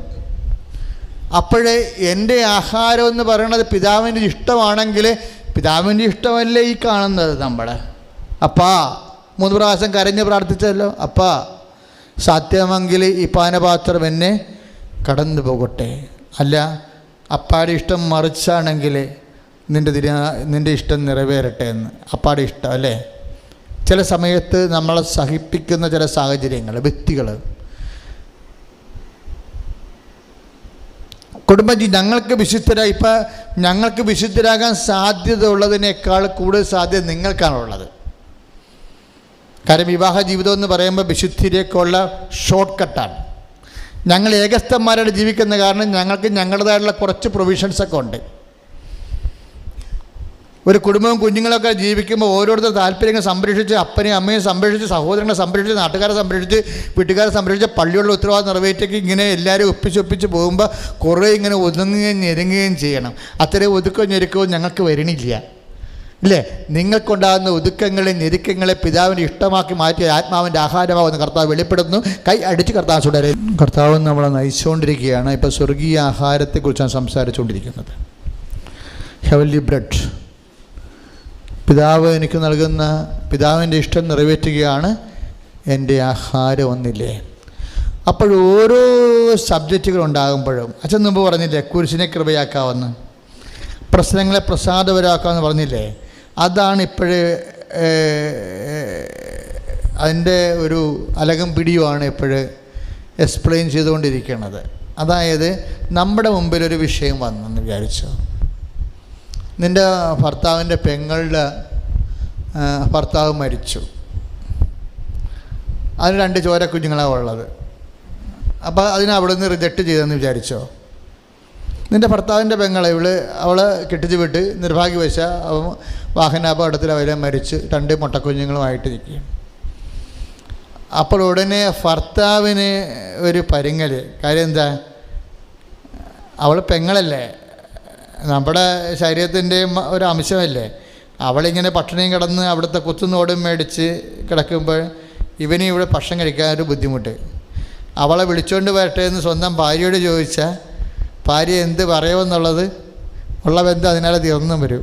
അപ്പോൾ ഇങ്ങനെയൊക്കെ ഉള്ള ഓരോ പ്രശ്നങ്ങൾ വരുമ്പോൾ എന്നിട്ട് ഭാര്യ എന്താ പറയണത്, നിങ്ങൾക്കറിയാം ഇപ്പോൾ നിങ്ങളെന്താ മിണ്ടാത്ത, എനിക്കറിയാം നിങ്ങളിപ്പോൾ എന്താ മിണ്ടാത്ത, മോന്തം കയറ്റി നടക്കണമെന്ന്. അവളെ വിളിച്ചുകൊണ്ട് വരാൻ വേണ്ടിയല്ലേ. ഓരോ വീട്ടിലെ ചെറുത്ത് നിങ്ങൾക്കറിയാവാ, ഓരോ വീട്ടിൽ ഇങ്ങനെ വന്ന് പെമ്മങ്ങൾക്ക് ആവുമ്പോൾ വന്ന് അവരുടെ മക്കൾ വളർന്നു വരുമ്പോൾ നമ്മുടെ മക്കളാട് ഗുസ്തി ഉണ്ടാക്കി നമ്മുടെ മക്കളുടെ കല്യാണം നടത്താതിരിക്കുകയും ചെയ്യും. നിങ്ങൾ അവസാനം എനിക്കും മക്കൾക്കും ആരും ഇല്ലാണ്ടാവും, നിങ്ങൾ ആങ്ങളെയും പെങ്ങളും കൂടും, ഇല്ലേ? ഇങ്ങനെ നമ്മൾ പറയും. സ്വാഭാവികമായിട്ട് എല്ലാ വീട്ടിലും തന്നെ പറയുന്നുണ്ട്. ഒരു 60% വീട്ടിൽ പറയുന്നുണ്ട്. ഇതൊരു ഇഷ്യൂ ആണെന്ന് വിചാരിച്ചു. ഇവിടെയാണ് പ്രശ്നം. എപ്പോഴെങ്കിലും നമ്മൾ ചിന്തിക്കണം, നമ്മൾ ഈ ലോകത്തിൻ്റെതല്ലെന്ന്. ഈശോ പറഞ്ഞില്ലേ, എൻ്റെ രാജ്യം എൻ്റെ രാജ്യം ഐഹികമാണ് ചിന്തിക്കുമ്പോഴാണ് ഈ വിഷയങ്ങളെല്ലാം വരണത്. വിശ്വാസം എങ്ങനെ ആക്ടിവേറ്റ് ചെയ്യണമെന്നാണ് പറയണത്? ഗലാത്യർ 5:6 പറയണത് എങ്ങനെയാണ്? സ്നേഹത്താൽ പ്രവർത്തനം നിരതമായിരിക്കണമെന്നല്ലേ. ഇപ്പോഴും നമ്മൾ അങ്ങനെ ആ പെങ്ങളെയും 2 മക്കളെയും കൊണ്ടുവരണം എന്ന് വിചാരിച്ചോ. നിങ്ങൾക്ക് അതിനുള്ള വിശ്വാസത്തിൻ്റെ അപ്ഗ്രേഡേഷൻ ഉണ്ടെങ്കിൽ നിങ്ങൾ കൊണ്ടുവരും. വിശ്വാസം ഇല്ലെങ്കിൽ നിങ്ങൾ കൊണ്ടുവരത്തില്ല. വിശ്വാസമില്ലെങ്കിൽ നിങ്ങൾ കൊണ്ടുവരത്തില്ല. ഇപ്പോൾ ആ വല്യപ്പനോട് എന്താ പറഞ്ഞത്? സ്വിറ്റ്സർലൻഡിലും കാനഡയിലും മക്കളുണ്ടായിരുന്ന വല്യപ്പൻ ഇപ്പോൾ കെട്ടിയെടുത്ത് പോകാൻ നേരത്തെ പടവും പിടിപ്പിച്ച് കുരിശും കൊന്തയൊക്കെ ഊരിക്കളേ. അത് ഈ സിമിത്തേരി ചെല്ലുമ്പോൾ ആദ്യം ഊരണത് ഇങ്ങനെ വലിയ ആഘോഷമായിട്ട് കുരിശൊക്കെ ഇടുമെങ്കിൽ കുരിശ് വലിച്ച് ഊരിക്കളയും, കൊന്ത ഊരിക്കളയും, കെട്ട് പൊട്ടിക്കും, താടിക്കെട്ട് പൊട്ടിക്കും, തലേണി ഊരി മാറ്റും, കിടക്കും ഇല്ലേ? ഇപ്പോഴത്തെ കണ്ടീഷൻ കിടന്നിട്ടും കാര്യമില്ല. ഇപ്പോൾ കിടന്ന് കഴിയുമ്പോൾ നമ്മൾ മണ്ണിടുമല്ല. മണ്ണിടുമ്പോൾ ഇപ്പം നമ്മുടെ അപ്പൻ്റെ നെഞ്ചത്ത് നോക്കി നിൽക്കണം മണ്ണിട്ടെന്ന് വിചാരിച്ചു.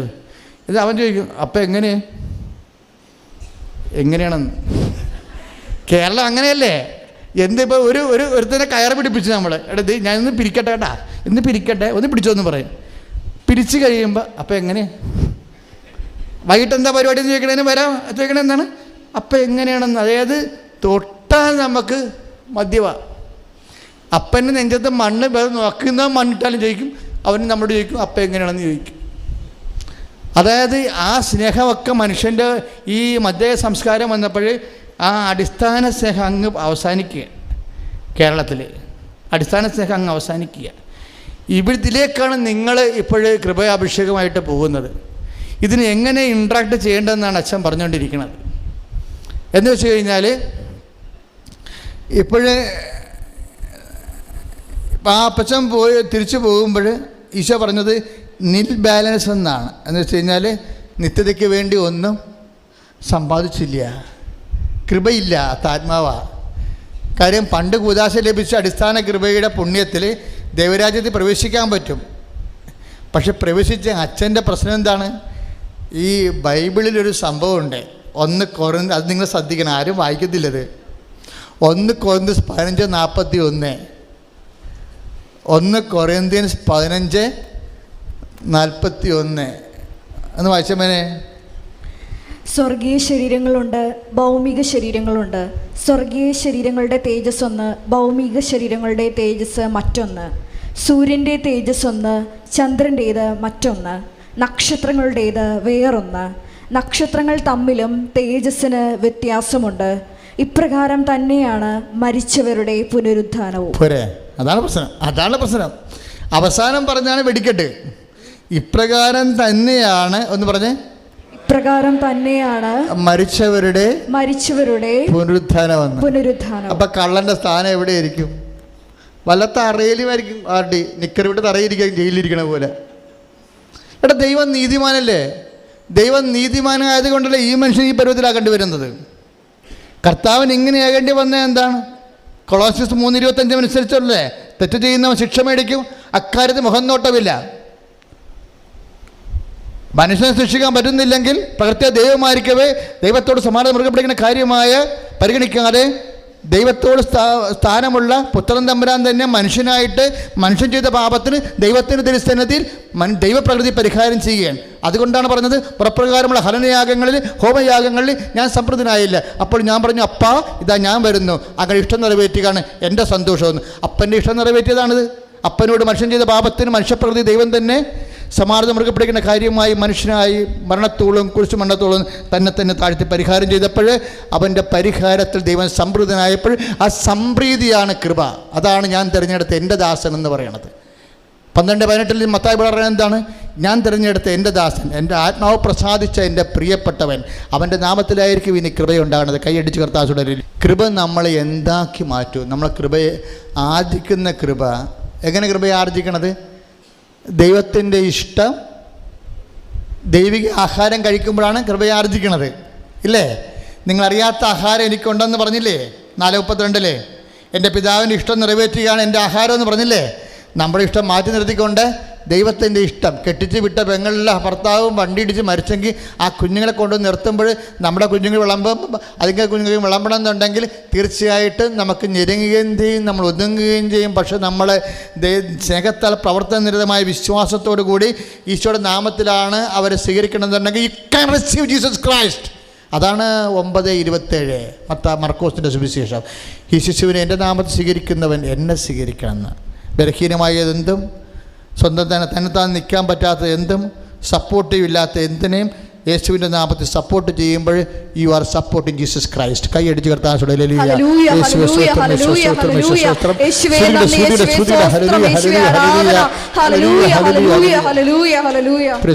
വായിച്ചമനെ. കർത്താവിന്റെ മഹത്വം കണ്ണാടിയിൽ എന്നതുപോലെ മൂടുപടമണിയാത്ത മുഖത്ത് പ്രതിഫലിക്കുന്ന നാം എല്ലാവരും അവിടുത്തെ സാദൃശ്യത്തിലേക്ക് ശ്രദ്ധിക്കുക. ഒന്ന് പറഞ്ഞേ, അവിടുത്തെ സാദൃശ്യത്തിലേക്ക് മഹത്വത്തിൽ നിന്ന് മഹത്വത്തിലേക്ക് രൂപാന്തരപ്പെട്ടുകൊണ്ടിരിക്കുന്നു. മക്കൾ, ഇതാണ് പ്രോസസ്സ്. നമ്മൾ ദൈവത്തിൻ്റെ സാദൃശ്യത്തിലേക്കാണ്. ഈ ദൈവത്തിൻ്റെ സാദൃശ്യത്തിലേക്ക് നമ്മൾ രൂപാന്തരപ്പെട്ടുകൊണ്ടിരിക്കണം എന്ന് പറയുമ്പോൾ മഹത്വത്തിൽ നിന്ന് മഹത്വത്തിലേക്കാണ് വരണത്. അത് ഇല്ലേ? ഈ മഹത്വം നമുക്ക് ലഭിക്കണം എവിടുന്ന? ഈ കൃപ, അതായത് മഹത്വം നമുക്ക് ലഭിക്കണം എവിടുന്നാണ്? കൃപയിൽ നിന്നാണ്. കൃപയെന്ന് പറഞ്ഞാൽ എന്താണ്? ദൈവത്തിൻ്റെ ശക്തിയാണ്. 2 കൊറിന്ത്യൻസിൻ്റെ 12:9 പൗലോസ് അപ്പോസ്തലൻ എന്താ പറയണത്? അങ്ങർക്ക് ഗ്യാസ്ട്രിക് അൾസറായിരുന്നു എന്നാണ് അദ്ദേഹത്തിൻ്റെ ജീവചരിത്രകാരന്മാരും പറയണത്. പ്രസംഗിച്ചുകൊണ്ടിരിക്കുന്ന സമയത്ത് പെട്ടെന്ന് ബോധം പോകും, തലപ്പോച്ചിലുണ്ടാവും. അൾസറുള്ള ആൾക്കാർ സിവിയർ അൾസറാണെന്നുണ്ടെങ്കിൽ തലപ്പോച്ചിലുണ്ടാവും, ഗ്യാസ് കയറിയിട്ട് തലക്കടിക്കും. നമ്മുടെ പിൻകഴുത്തിൻ്റെ അടിക്കൂടി വന്നിട്ട് തലക്കടിച്ച് വയറ് ഇങ്ങനെ സൂചി കൊണ്ട് കുത്തണ പോലെ തോന്നും, തലക്ക് പോച്ചിലുണ്ടാകും, ആളെ താഴെ കുഴഞ്ഞിരിക്കും. ഒരു ദിവസം ഇങ്ങനെ കുഴഞ്ഞിരുന്ന് പോയി. അപ്പോൾ ലൂക്കായോട് ഡിക്റ്റേറ്റ് ചെയ്ത് കൊടുക്കുകയായിരുന്നു. ഞാൻ ഏതാണ്ട് 10-12 കൊല്ലം മുമ്പ് കണ്ട ഒരു കാഴ്ചയാണ്. ആത്മാവിന് ഞാൻ ഇത് സത്യമാണെന്ന് ഇപ്പോഴും വിശ്വസിക്കുകയാണ്. കാര്യം ഞാൻ കണ്ട കാഴ്ച എന്ന് പറയുന്നത് പൗലോസ് അപ്പോസ്തലൻ ലൂക്കായും കൂടി ഒരു നിലാവിൻ്റെ വെട്ടത്തിൽ ഡിക്റ്റേറ്റ് ചെയ്ത് കൊടുക്കുക. ഡിക്റ്റേറ്റ് ചെയ്ത് പൗലോസ് അപ്പോസ്തലൻ പറഞ്ഞു കൊടുക്കുന്നു, ലൂക്ക എഴുതിക്കൊണ്ടിരിക്കണം. അങ്ങനെയാണല്ലോ എഴുതിയിരിക്കണതെല്ലാം. ഈ അപ്പോസ്തലൻ നടപടി ലൂക്ക എഴുതിയതാണ്. പൗലോസിൻ്റെ ചരിത്രം ഇത്രയും പ്രസിദ്ധമാകാൻ കാരണം ലൂക്ക എഴുതിയത് കൊണ്ടാണ്. പത്രോസിനാണ് ശരിക്കും പറഞ്ഞ ശിഷ്യനെങ്കിലും 14 ലേഖനങ്ങൾ ഉൾപ്പെടെ നടപടി പുസ്തകം ഉൾപ്പെടെ ലൂക്ക എഴുതിയതാണ്. 14 ലേഖനങ്ങൾ പൗലോസ് എഴുതിയതാണ്, പക്ഷേ നടപടി പുസ്തകം ലൂക്ക എഴുതിയതാണ്. അപ്പോൾ ലൂക്ക എഴുതിയ ഇതുപോലെ ഡിക്റ്റേറ്റ് ചെയ്തുകൊണ്ടിരിക്കുന്ന സമയത്ത് പൗലോസ് പെട്ടെന്ന് കുഴഞ്ഞ് തലപ്പോച്ചിൽ വന്ന് ഇരുന്ന് പോയി. അപ്പോൾ അതൊക്കെ എനിക്കിങ്ങനെ ഒരു സ്വപ്നമോ ദർശനമോ ആണ്, ഞാൻ എന്ത് ഓർക്കണില്ല. പക്ഷേ എൻ്റെ മനസ്സിൽ വല്ലാണ്ടൊരു സമയത്ത് വന്നുകൊണ്ടിരുന്ന ഒരു കഥയാണിത്. അപ്പോൾ ലൂക്ക ഇരുന്ന് പോയപ്പോൾ ഉടനെ കുറച്ച് കഴിഞ്ഞപ്പോൾ ലൂക്ക വൈദ്യനാണ്, അയാളെ കൊടുത്ത എന്തോ മരുന്നെ കൊടുത്ത് ഈ മനുഷ്യൻ എഴുന്നേറ്റും ഉടനെ ലൂക്കയോട് പൗലോസ് പറഞ്ഞ്, ലൂക്ക റൈറ്റ് ഡൗൺ. അപ്പോഴാണ് പൗലോസ് പറയണത്, എന്താ പറയണത്? നമുക്ക് ലഭിക്കാതിരിക്കുന്ന മഹത്വത്തെക്കുറിച്ച് ഓർക്കുമ്പോഴേ ഇന്നത്തെ കഷ്ടതകൾ തുലവും നിസ്സാരമാണെന്ന്. 8:18 വായിക്കണില്ലേ? ഈ പൗലോസിനെ റീഡ് ചെയ്തില്ലെങ്കിൽ നമുക്ക് ജീസസിനെ മിസ് ചെയ്യും. നമ്മൾ പൗലോസിനെ റീഡ് ചെയ്യാത്ത കാരണം ഇന്നും ഞാൻ ഓർക്കുകയാണ്, ഈ പൗലോസ് എന്ന് പറയുന്നൊരു മനുഷ്യനെ ദൈവം ഇക്കരെ അയാൾ പറയണ്ടല്ല, അങ്ങനെ പറയുന്നുണ്ടല്ലേ, വെളിപാടുകളുടെ ആധിക്യമാണെന്ന്. വെളിപാടുകൾ ആധിക്യം കൊണ്ട് എനിക്ക് അഹങ്കാരം തോന്നി, അതുകൊണ്ട് ഞാൻ അഹങ്കാരിക്കായിരിക്കും എൻ്റെ പള്ളക്കട കുത്തു തന്നാണ്. അതല്ലേ 2 കൊറിന്ത്യർ 12:9 വെളിപാടുകളുടെ ആധിക്യം ഉണ്ടാകുമ്പോൾ എന്ത് പറ്റും? അഹങ്കാരം ഉണ്ടാവും. ധനം ഉണ്ടെങ്കിൽ അഹങ്കാരം ഉണ്ടാവും, അധികാരം ഉണ്ടെങ്കിൽ അഹങ്കാരം ഉണ്ടാവും. പറഞ്ഞിട്ട് കാര്യമില്ല. മനുഷ്യന് ഇതൊക്കെ എന്തെല്ലാം കൊടുത്തു കഴിഞ്ഞാലും, എന്ത് കൊടുത്താലും മനുഷ്യന് മറ്റുള്ളവരൊക്കെ കൂടുതൽ കൊടുത്തു കഴിഞ്ഞാൽ അറിയാത്ത ഒരു ഔന്നത്യം ഉണ്ടാവും, അഹങ്കാരം ഉണ്ടാവും. അതുകൊണ്ട് അഹങ്കരിക്കാതിരിക്കാൻ വേണ്ടി ദൈവം ഒരു റെഗുലേറ്റർ കൊടുക്കും. ദൈവത്തിനുള്ള ജഡസന്തതനമല്ല, ദൈവത്തിനുള്ള ആളാണെങ്കിൽ അഹങ്കാരം കൊടുക്കഴിഞ്ഞാൽ ദൈവത്തിന് ആ സംഭവം റിജക്റ്റ് ചെയ്ത് കളയത്തില്ല. ഈ കയറ്റ് ഓഫീസിലൊക്കെ അല്പമെങ്കിലും ഡിസൈൻ തെറ്റിക്കഴിഞ്ഞാൽ അപ്പം ഒരു റിജക്റ്റ് ചെയ്തിട്ട് പറയും, ഇന്ത്യൻ മാർക്കറ്റ് വിൽക്കാൻ പറയും, ഞങ്ങൾക്ക് ഈ സാധനം വേണ്ടെന്ന് പറയും. ഈ ചെറിയ തകരുത്തരത് ഷിയറാ എന്ത് ചെയ്യുമ്പോൾ തന്നെ അതിൽ അല്പം ഒന്ന് കതർക്കപ്പാട് വീണ് കഴിഞ്ഞാൽ ഇവൻ റിജക്റ്റ് ചെയ്ത് കളയും. ചില കള്ള മാനേജർമാർ കതർക്കപ്പാട് ഉണ്ടാക്കി റിജക്റ്റ് ചെയ്തിട്ട് ഇന്ത്യൻ മാർക്കറ്റിൽ വില കുറച്ച് കൊടുത്തിട്ട് കൂട്ടി കള്ളക്കളി കളിക്കുന്ന പരിപാടിയുണ്ട്. അതെന്തും ആയിക്കോട്ടെ, നമുക്ക് നമ്മുടെ വിഷയമല്ല അത്. എങ്കിലും റിജക്ഷൻ വരും. ഇതുപോലെ ചില സമയത്ത് വെളിപാട് ആധിക്യത്താൽ ഇപ്പോൾ പണത്തിൻ്റെ ആധിക്യം, സൗന്ദര്യത്തിൻ്റെ ആധിക്യം, ആരോഗ്യത്തിൻ്റെ ആധിക്യം, പാർട്ടിയുടെ ആധിക്യം, പറമ്പിൻ്റെ ആധിക്യം, പൊന്നിൻ്റെ ആധിക്യം, ഇങ്ങനെ എന്തെങ്കിലും ആധിക്യം വന്നു പോയാൽ നമുക്ക് അഹങ്കാരം ഉണ്ടാകും. ഇപ്പോൾ ഓർത്തേക്കണം എന്തെങ്കിലും. അപ്പം നിങ്ങൾക്ക് അതേ ഇത് പറയണത്, ഞാൻ ഒരിക്കലും എനിക്ക് പണക്കാരൻ എന്ന് പാവപ്പെട്ടവനെന്ന് എനിക്ക് ഒരിക്കലും തോന്നിയിട്ടില്ല. എന്താ കാര്യം എന്നറിയാവോ? ഈ പാവപ്പെട്ടവന് 10 പൈസ കിട്ടിക്കഴിഞ്ഞാൽ ഈ പണക്കാരേക്കാൾ ഗതികെട്ട മനസ്സ് കാണിക്കുന്നതുകൊണ്ട് ഞാൻ കണ്ടിട്ടുണ്ട്. നമ്മൾ പാവപ്പെട്ടവരെന്ന് പറഞ്ഞുകൊണ്ട് ഇങ്ങനെ ഒഴിഞ്ഞ് സംസാരിക്കണില്ല. അയ്യോ പാവപ്പെട്ട, അയ്യോ പാവം ജീവിക്കാൻ മാർഗ്ഗമില്ല. ഒന്നും മാർഗ്ഗം ഉണ്ടാക്കി കൊടുത്ത് നോക്കിക്കേ. അവന് പൈസ കിട്ടി കഴിയുമ്പോൾ ഞാൻ പറയുന്നില്ല, നിൻ്റെ ജ്യേഷ്ഠനൊന്ന് സഹായിച്ച്, അവൻ്റെ മകൾ ബാംഗ്ലൂർ പഠിക്കുകയല്ലേ, അവർക്ക് ഇപ്പോൾ ലോൺ കിട്ടണില്ലല്ലോ, എൻ്റെ ചാദ്യത്തിൽ ബുദ്ധിമുട്ടാണെന്ന് പറയും. ഈ പാവപ്പെട്ടവനെ രക്ഷപ്പെട്ട് കഴിഞ്ഞിട്ട് അവൻ്റെ തന്നെ ബ്രദറിനൊന്ന് സഹായിക്കാൻ നോക്കിക്കേ. അപ്പം വിവരം അറിയും. അപ്പം ഇവൻ ആരാണെന്ന് നമുക്കറിയാൻ പറ്റും. ഇനി രസം എന്ന് പറയണത്, ഇവൻ തന്നെ രക്ഷപ്പെട്ട് കഴിഞ്ഞാൽ ഇവൻ എന്താ ചെയ്യണം? ആദ്യം ഇപ്പം ഞങ്ങളുടെ നാട്ടിലൊക്കെ കടലോരത്ത് ഒത്തിരി പേര് രക്ഷപ്പെട്ട് വന്നിട്ടുണ്ട്. അവൻ ആദ്യം ചെയ്യണത് എന്താ പരിപാടി? അവൻ ആ നാട്ടിൽ നിന്ന് പോരുകയും അവൻ വന്ന് ചേർത്തല വീടെടുത്ത് താമസിക്കുകയും. എന്താ കാര്യം? ഞാൻ ആ ജാതി അല്ലെന്ന് പറയാൻ സംഭവം അതാണ്. അവരെ നിൽക്കുക. നിങ്ങൾ ഈ പുന്നപ്പുറ മുതൽ, എനിക്കിപ്പോൾ അറിയാവുന്ന എപ്പോൾ കുഞ്ഞുനാളിൽ അറിയാവുന്ന സ്ഥലം പുന്നപ്പുറ മുതൽ ഈ ഫോർട്ട് കൊച്ചി വരെയുള്ള സ്ഥലങ്ങളാണ്. അവിടുന്ന് രക്ഷപ്പെട്ടവന്മാരൊക്കെ ഇവിടെ പോയെന്ന് നോക്കി. മക്കളെ പഠിപ്പിച്ച് എന്തെങ്കിലും 10 കാശ് കിട്ടിയവൻ രക്ഷപ്പെട്ട എന്താണ്? തൻ്റെ അനിയന്മാരെ ചേട്ടന്മാരെ ഇപ്പോഴും പഴയ പരിപാടിയൊക്കെ ചെയ്തുകൊണ്ട് ജോലി ജീവിക്കണമെന്നുണ്ടെങ്കിൽ എങ്ങനെയെങ്കിലും അവന്മാരുടെ ആളല്ലേ ഞാനെന്നറിയാൻ വേണ്ടി അവിടെ നേരെ ചാടി വന്നിട്ട് എറണാകുളത്ത് പോയി താമസിക്കുക, ചേർത്തല വന്ന് താമസിക്കുക, ആലപ്പുഴ പട്ടണത്തിൽ വന്ന് താമസിക്കുക എന്നായിരുന്നു. ദൈവം ഈ ആൾക്കാരെ തമ്മിൽ നോക്കുമ്പോൾ എങ്ങനെ ടാലി ചെയ്യണത്? ദൈവം മനസ്സാണ് ടാലി ചെയ്യണത്. പാവപ്പെട്ടതോ പണക്കാരനോ ആണെന്ന് അറിയണ ആരാണ്? മനോഭാവമാണ്. യേശു ക്രിസ്തുവിൻ്റെ മനോഭാവം നിങ്ങൾക്കുണ്ടാവട്ടെ എന്ന് പറയാൻ കാരണം അതാണ്. ഫിലിപ്പിയറുടെ 2:7 വായിക്കുമ്പോൾ തുടങ്ങണ 6 എങ്ങനെ പറയണത്?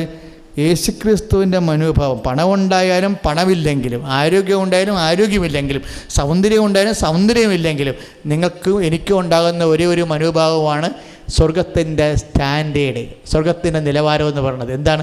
നിനക്ക് യേശുക്രിസ്തു. പണമുണ്ടാകാം, ചില പണമില്ലേയിരിക്കാം, പക്ഷെ പണമില്ല കൊണ്ടോ ഇല്ലാത്ത കൊണ്ടും സ്വർഗരാജ്യത്തിൽ പ്രവേശിക്കുന്ന കൃപ കിട്ടണം നിർബന്ധമില്ല. യേശുക്രിസ്തുവിൻ്റെ മനോഭാവം ഉണ്ടാകണം. ഇനി പണം നിനക്കുണ്ടാകാം, പണം ഉണ്ടാകണത് കൊണ്ട് അതൊരു തിന്മയാണെന്നില്ല. പണം ഉണ്ടെങ്കിലും യേശുക്രിസ്തുവിൻ്റെ മനോഭാവം നിനക്കുണ്ടായാൽ കർത്താവിനൊരു പങ്കുണ്ടാകും. പത്രോസിന് കാല് കഴുകാൻ നേരത്ത് ഈശോ എന്നാ പറഞ്ഞത്? എൻ്റെ കാല് കഴുകണ്ടെന്ന് പത്രോസ് പറഞ്ഞില്ലേ? എൻ്റെ കാല് കഴുകണ്ടെന്ന് പത്രോസ് പറഞ്ഞില്ലേ? അപ്പോൾ ഈശോ എന്നാ പറഞ്ഞത്? ഞാൻ നിന്നെ കഴുകിയില്ലെങ്കിൽ നിനക്ക് എന്നോട് കൂടെ പങ്കില്ല. മക്കളെ, കർത്താവിൻ്റെ കൂടെ പങ്കെന്ന് പറഞ്ഞാൽ എന്താ? അവൻ നേടിയെടുത്ത കൃപയിലെ പങ്കാണ്. കൈയടിച്ച് കർത്താവിൻ്റെ കൂടെയുള്ള പങ്കെന്ന് പറയും. പത്രോസോട് എന്താ പറഞ്ഞത്? ഞാൻ നിന്നെ കഴുകുന്നില്ലെങ്കിൽ നിനക്ക് എന്നോട് കൂടെ പങ്കില്ല. അപ്പം ദൈവത്തിൻ്റെ ഒരു കഴുകലുണ്ട്. ഈശോ എന്നാ പറഞ്ഞു? എനിക്കൊരു ജ്ഞാനസ്ഥാനം സ്വീകരിക്കാനുണ്ടെന്ന് പറഞ്ഞില്ലേ 12:50 ലൂക്കായുടെ സുവിശേഷത്തിൽ എന്താ പറഞ്ഞത്? എനിക്കൊരു ജ്ഞാനസ്ഥാനം സ്വീകരിക്കാനുണ്ട്. അത് കഴിയുന്നവരെ എൻ്റെ ആത്മാവ് എന്തുമാത്രം തേങ്ങുന്നുവെന്നോ. അപ്പോഴെന്താണ് അവൻ സ്വീകരിക്കായിരുന്നു ജ്ഞാനസ്ഥാനം? അവനൊരു ജ്ഞാനസ്ഥാനം സ്വീകരിച്ചിട്ടുള്ളൂ. രക്തജ്ഞാനസ്ഥാനമാണ് സ്വീകരിച്ചിരിക്കുന്നത്. കുരിശുമരണമാണ്. കുരിശുമരണത്തെ, സഹനത്തെ ഈശോ ജ്ഞാനസ്ഥാനം ആണെന്നും കഴുകലെന്നാണ് പറയണത്. കർത്താവ് കഴുകലെന്ന് പറഞ്ഞാൽ എന്തിനാണ്? സഹനത്തെയാണ് കഴുകലെന്ന് പറയണത്. ഞാൻ നിന്നെ കഴുകുന്നില്ലെങ്കിൽ നിനക്ക് എന്നോട് പങ്കുണ്ടാവത്തില്ലെന്ന് 16 യോഹന്നാൻ 16:7 തൊട്ടിങ്ങനെ പറയണത് എന്താ കാര്യം? ആ 13:7 എന്താ പറയണത്? നമ്മുടെ സഹനങ്ങളെ ദൈവത്തിൻ്റെ കഴുകലും ശുദ്ധീകരണവുമായിട്ട് ഏറ്റെടുക്കാൻ ഉള്ള തിരിച്ചറിവിൻ്റെ പേരാണ് മേൽവിശ്വാസം. ശ്രുതികട hallelujah. Hallelujah hallelujah hallelujah hallelujah hallelujah hallelujah hallelujah hallelujah hallelujah hallelujah hallelujah hallelujah. അതീത വിശ്വാസം എന്ന് പറയാം. അതീത വിശ്വാസം നിലവിലുള്ള വിശ്വാസത്തെക്കാൾ അധികരിച്ച വിശ്വാസം.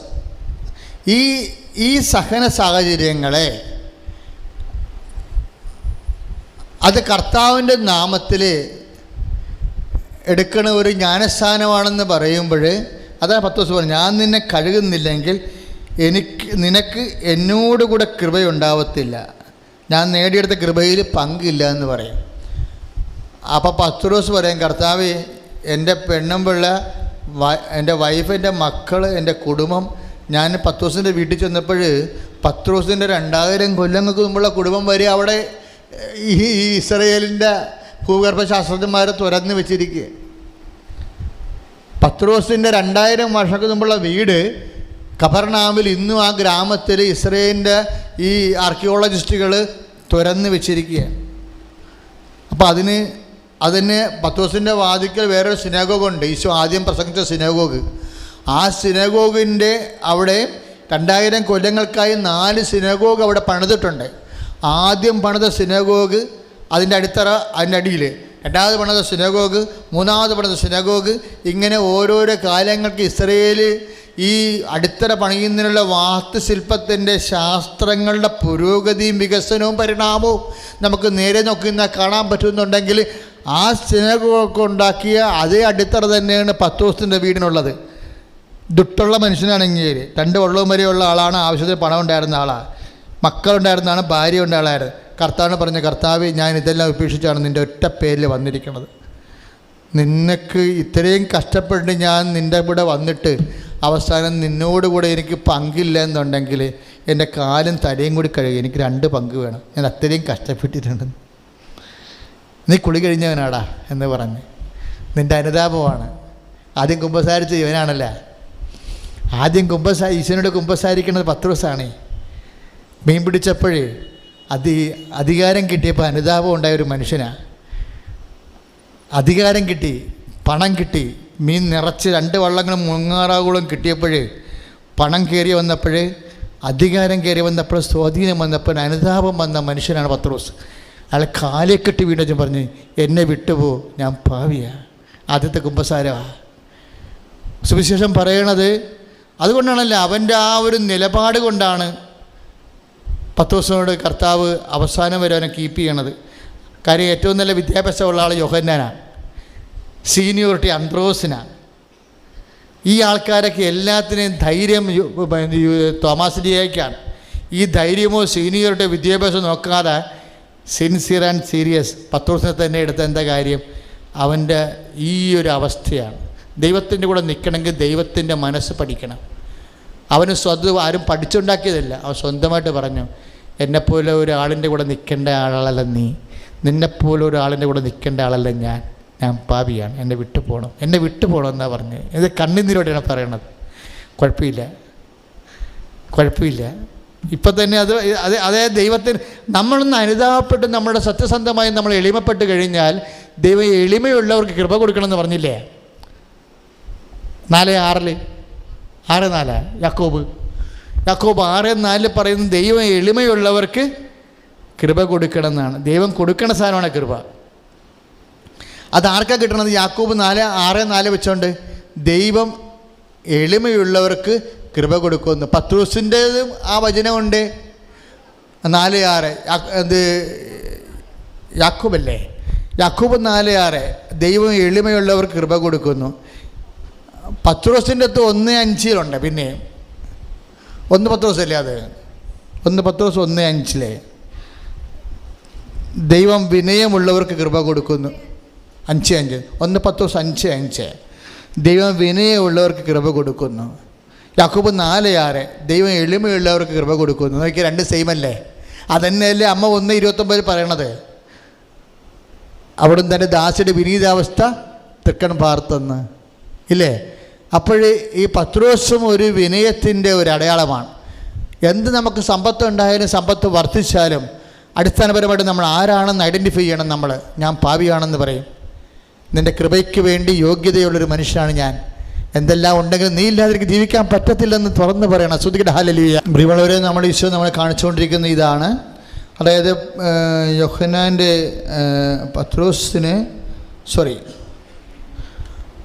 പൗലോസിൻ്റെ അൾസറിനോടുകൂടി ആ മനുഷ്യന് ഉണ്ടായിട്ടുള്ള അത്രയും മരണകരമായ നരകം പിടിച്ച വേദനയാണ് ആ മനുഷ്യൻ അനുഭവിക്കുന്നത്. അതുകൊണ്ടാണ് പത്രോസ് വേദന കൂടിയപ്പോൾ പൗലോസ് പറയണത് പിശാസിൻ്റെ ഈ ദൂതൻ എന്ന് പറഞ്ഞു.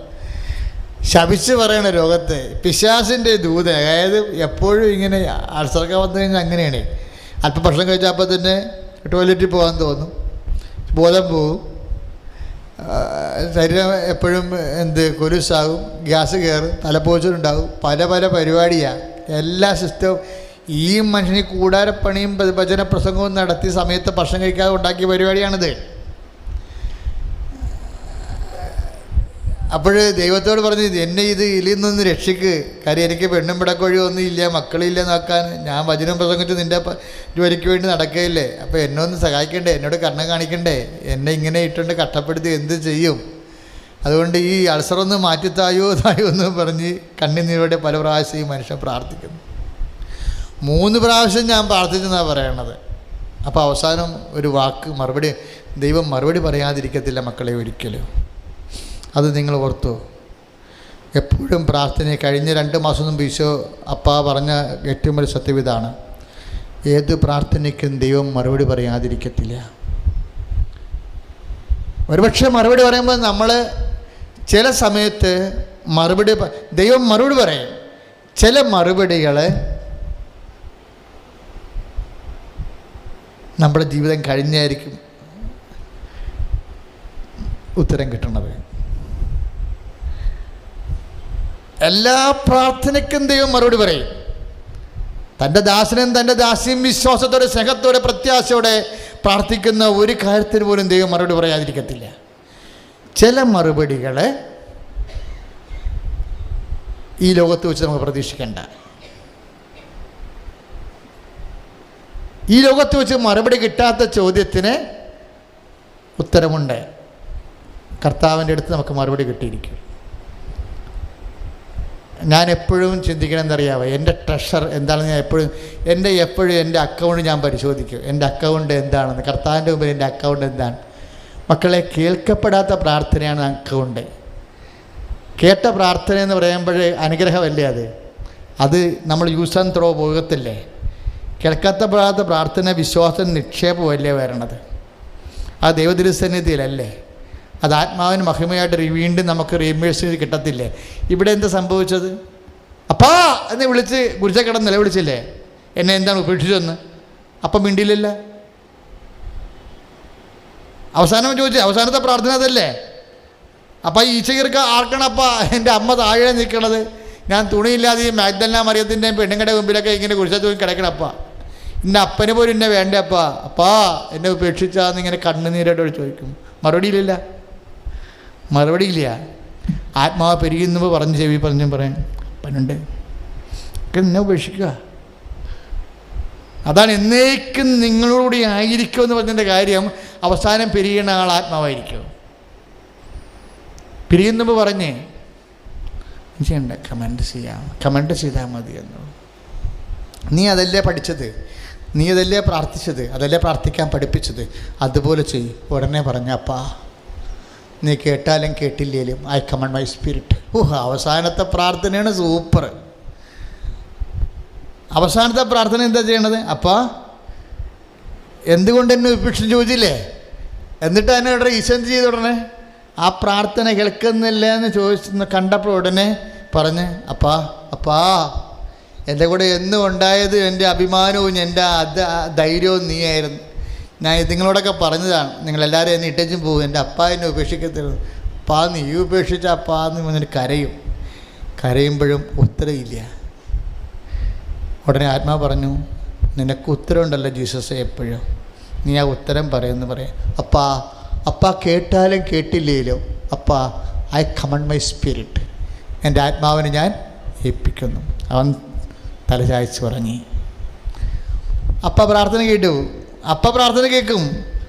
ആ സെക്കൻഡ് അപ്പ ഭൂമി പിളർത്തി, പ്രേതാലങ്ങളെ തുറന്ന് എൻ്റെ മകൻ എങ്ങനെ ഉയർത്തി നിൽക്കുമെന്ന് ലോകത്തോട് കാണിച്ചു. കൈ ഇടിച്ച് കർത്താൻ hallelujah hallelujah hallelujah hallelujah hallelujah hallelujah hallelujah hallelujah ചെയ്തവരെ ഞങ്ങൾ ആരാധിക്കുന്നു. ഉദ്ധാരം ചെയ്തവരെ ഞങ്ങൾ ആരാധിക്കുന്നു. മരണത്തെ ജയിച്ചവരെ ഞങ്ങൾ ആരാധിക്കുന്നു. മരണത്തെ ജയിച്ചവരെ ഞങ്ങൾ ആരാധിക്കുന്നു.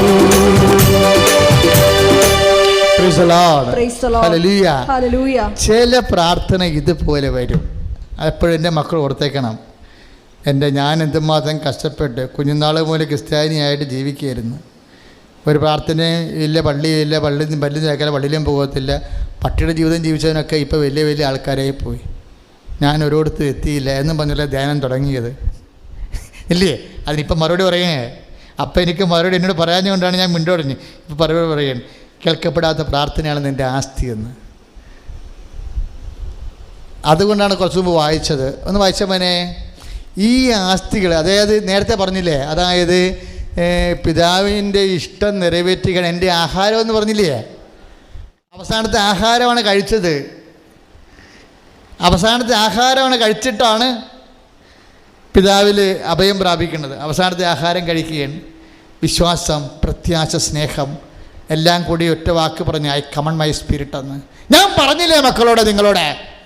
വിശ്വാസം, പ്രത്യാശ, സ്നേഹം എല്ലാം കൂടി ഒറ്റ വാക്കുണ്ട്. അതിൻ്റെ പേരാണ് സമർപ്പണമെന്ന് കൈയടിച്ച് കർത്താൻ. ഈ അറിയാത്ത ആഹാരം പിതാവിൻ്റെ ഇഷ്ടം നിറവേറ്റുന്നതാണ് എൻ്റെ ആഹാരമെങ്കിൽ ആ ആഹാരമാണ് പൗലോസ് അപ്പോസ്തലൻ കഴിക്കാൻ വേണ്ടി കൊടുത്തിരിക്കുന്നത്. അതാണ് അവൻ അൾസറായിട്ട് അനുഭവിക്കുന്നത്. അത് മാറ്റിത്തരാൻ വേണ്ടി അവൻ കണ്ണുനീരോടെ പ്രാർത്ഥിക്കുന്നത്. പ്രാർത്ഥിക്കുമ്പോഴാണ് ഈ സത്യം പറയണത്, my grace is sufficient for you. അതവിടെ ഇരിക്കട്ടെ, I don't want to take it. അത് ഞാൻ എടുക്കത്തില്ല, നിൻ്റെ സഹകരണം ഞാൻ തിരിച്ചെടുക്കത്തില്ല. പക്ഷെ I will give another thing, my grace. അതാ 2 കൊരിന്ത്യർ 12:9-10.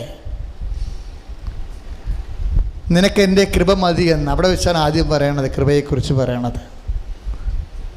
നിനക്കെൻ്റെ അനുഗ്രഹം മതി എന്നല്ല, നിനക്കെൻ്റെ കൃപ മതി. എന്നിട്ട് കൃപ എന്താണെന്ന് പറയുന്നത് അവിടെ വെച്ചാൽ ഒക്കൾട്ട് വേർഡെന്ന് പറഞ്ഞ് ബൈബിളിൽ ഹിഡൻ വേർഡുണ്ട്. എന്ന് വെച്ചാൽ ദൈവം നിത്യരക്ഷയുടെ വലിയ വർത്തമാനങ്ങളെ ഇങ്ങനെ കംപ്രൈസ് ചെയ്ത് ക്യാപ്സൂളാക്കി ഇങ്ങനെ പൂത്തിവെക്കും ദൈവത്തിൻ്റെ വചനത്തിൽ. അധികം പ്രാവശ്യം പറയത്തില്ല, ഒറ്റ പ്രാവശ്യം പറയത്തുള്ളൂ. കേൾക്കാൻ ചെവിയുള്ള മാത്രം കേട്ടാൽ മതിയെന്ന് നിലപാടാണ്, ബൈബിളിൻ്റെ പൊതു നിലപാടാണ്. കേൾക്കാൻ ചെവിയുള്ളവനെന്ന് വെച്ച് കഴിഞ്ഞാൽ ശ്രവണാഭിഷേകം കൊടുത്തിട്ടുള്ളവർ മാത്രം മനസ്സിലാക്കാൻ വേണ്ടി ചില കാര്യങ്ങൾ നിഗൂഢമാക്കി വെക്കുമെന്ന്. അങ്ങനെ ഒരു നിഗൂഢമാക്കി വെച്ചിരിക്കുന്ന സംഭവമാണ് കൃപ. ഒറ്റ പ്രാവശ്യം അവിടെ പറയുന്നുള്ളൂ. എന്താണ്? എല്ലാ സഹനങ്ങളിലെ വെച്ച് കണ്ണുനീരോടെ പ്രാർത്ഥിക്കുമ്പോൾ അപ്പാ പിശാചിൻ്റെ ദൂതൻ എന്ന് വിട്ടുപോകാൻ വേണ്ടി കണ്ണുനീര് ഞാൻ പ്രാർത്ഥിച്ചു. അപ്പോൾ എന്നോട് പറഞ്ഞു, my grace is sufficient for U. നിനക്ക് എൻ്റെ കൃപ മതിയെന്ന്.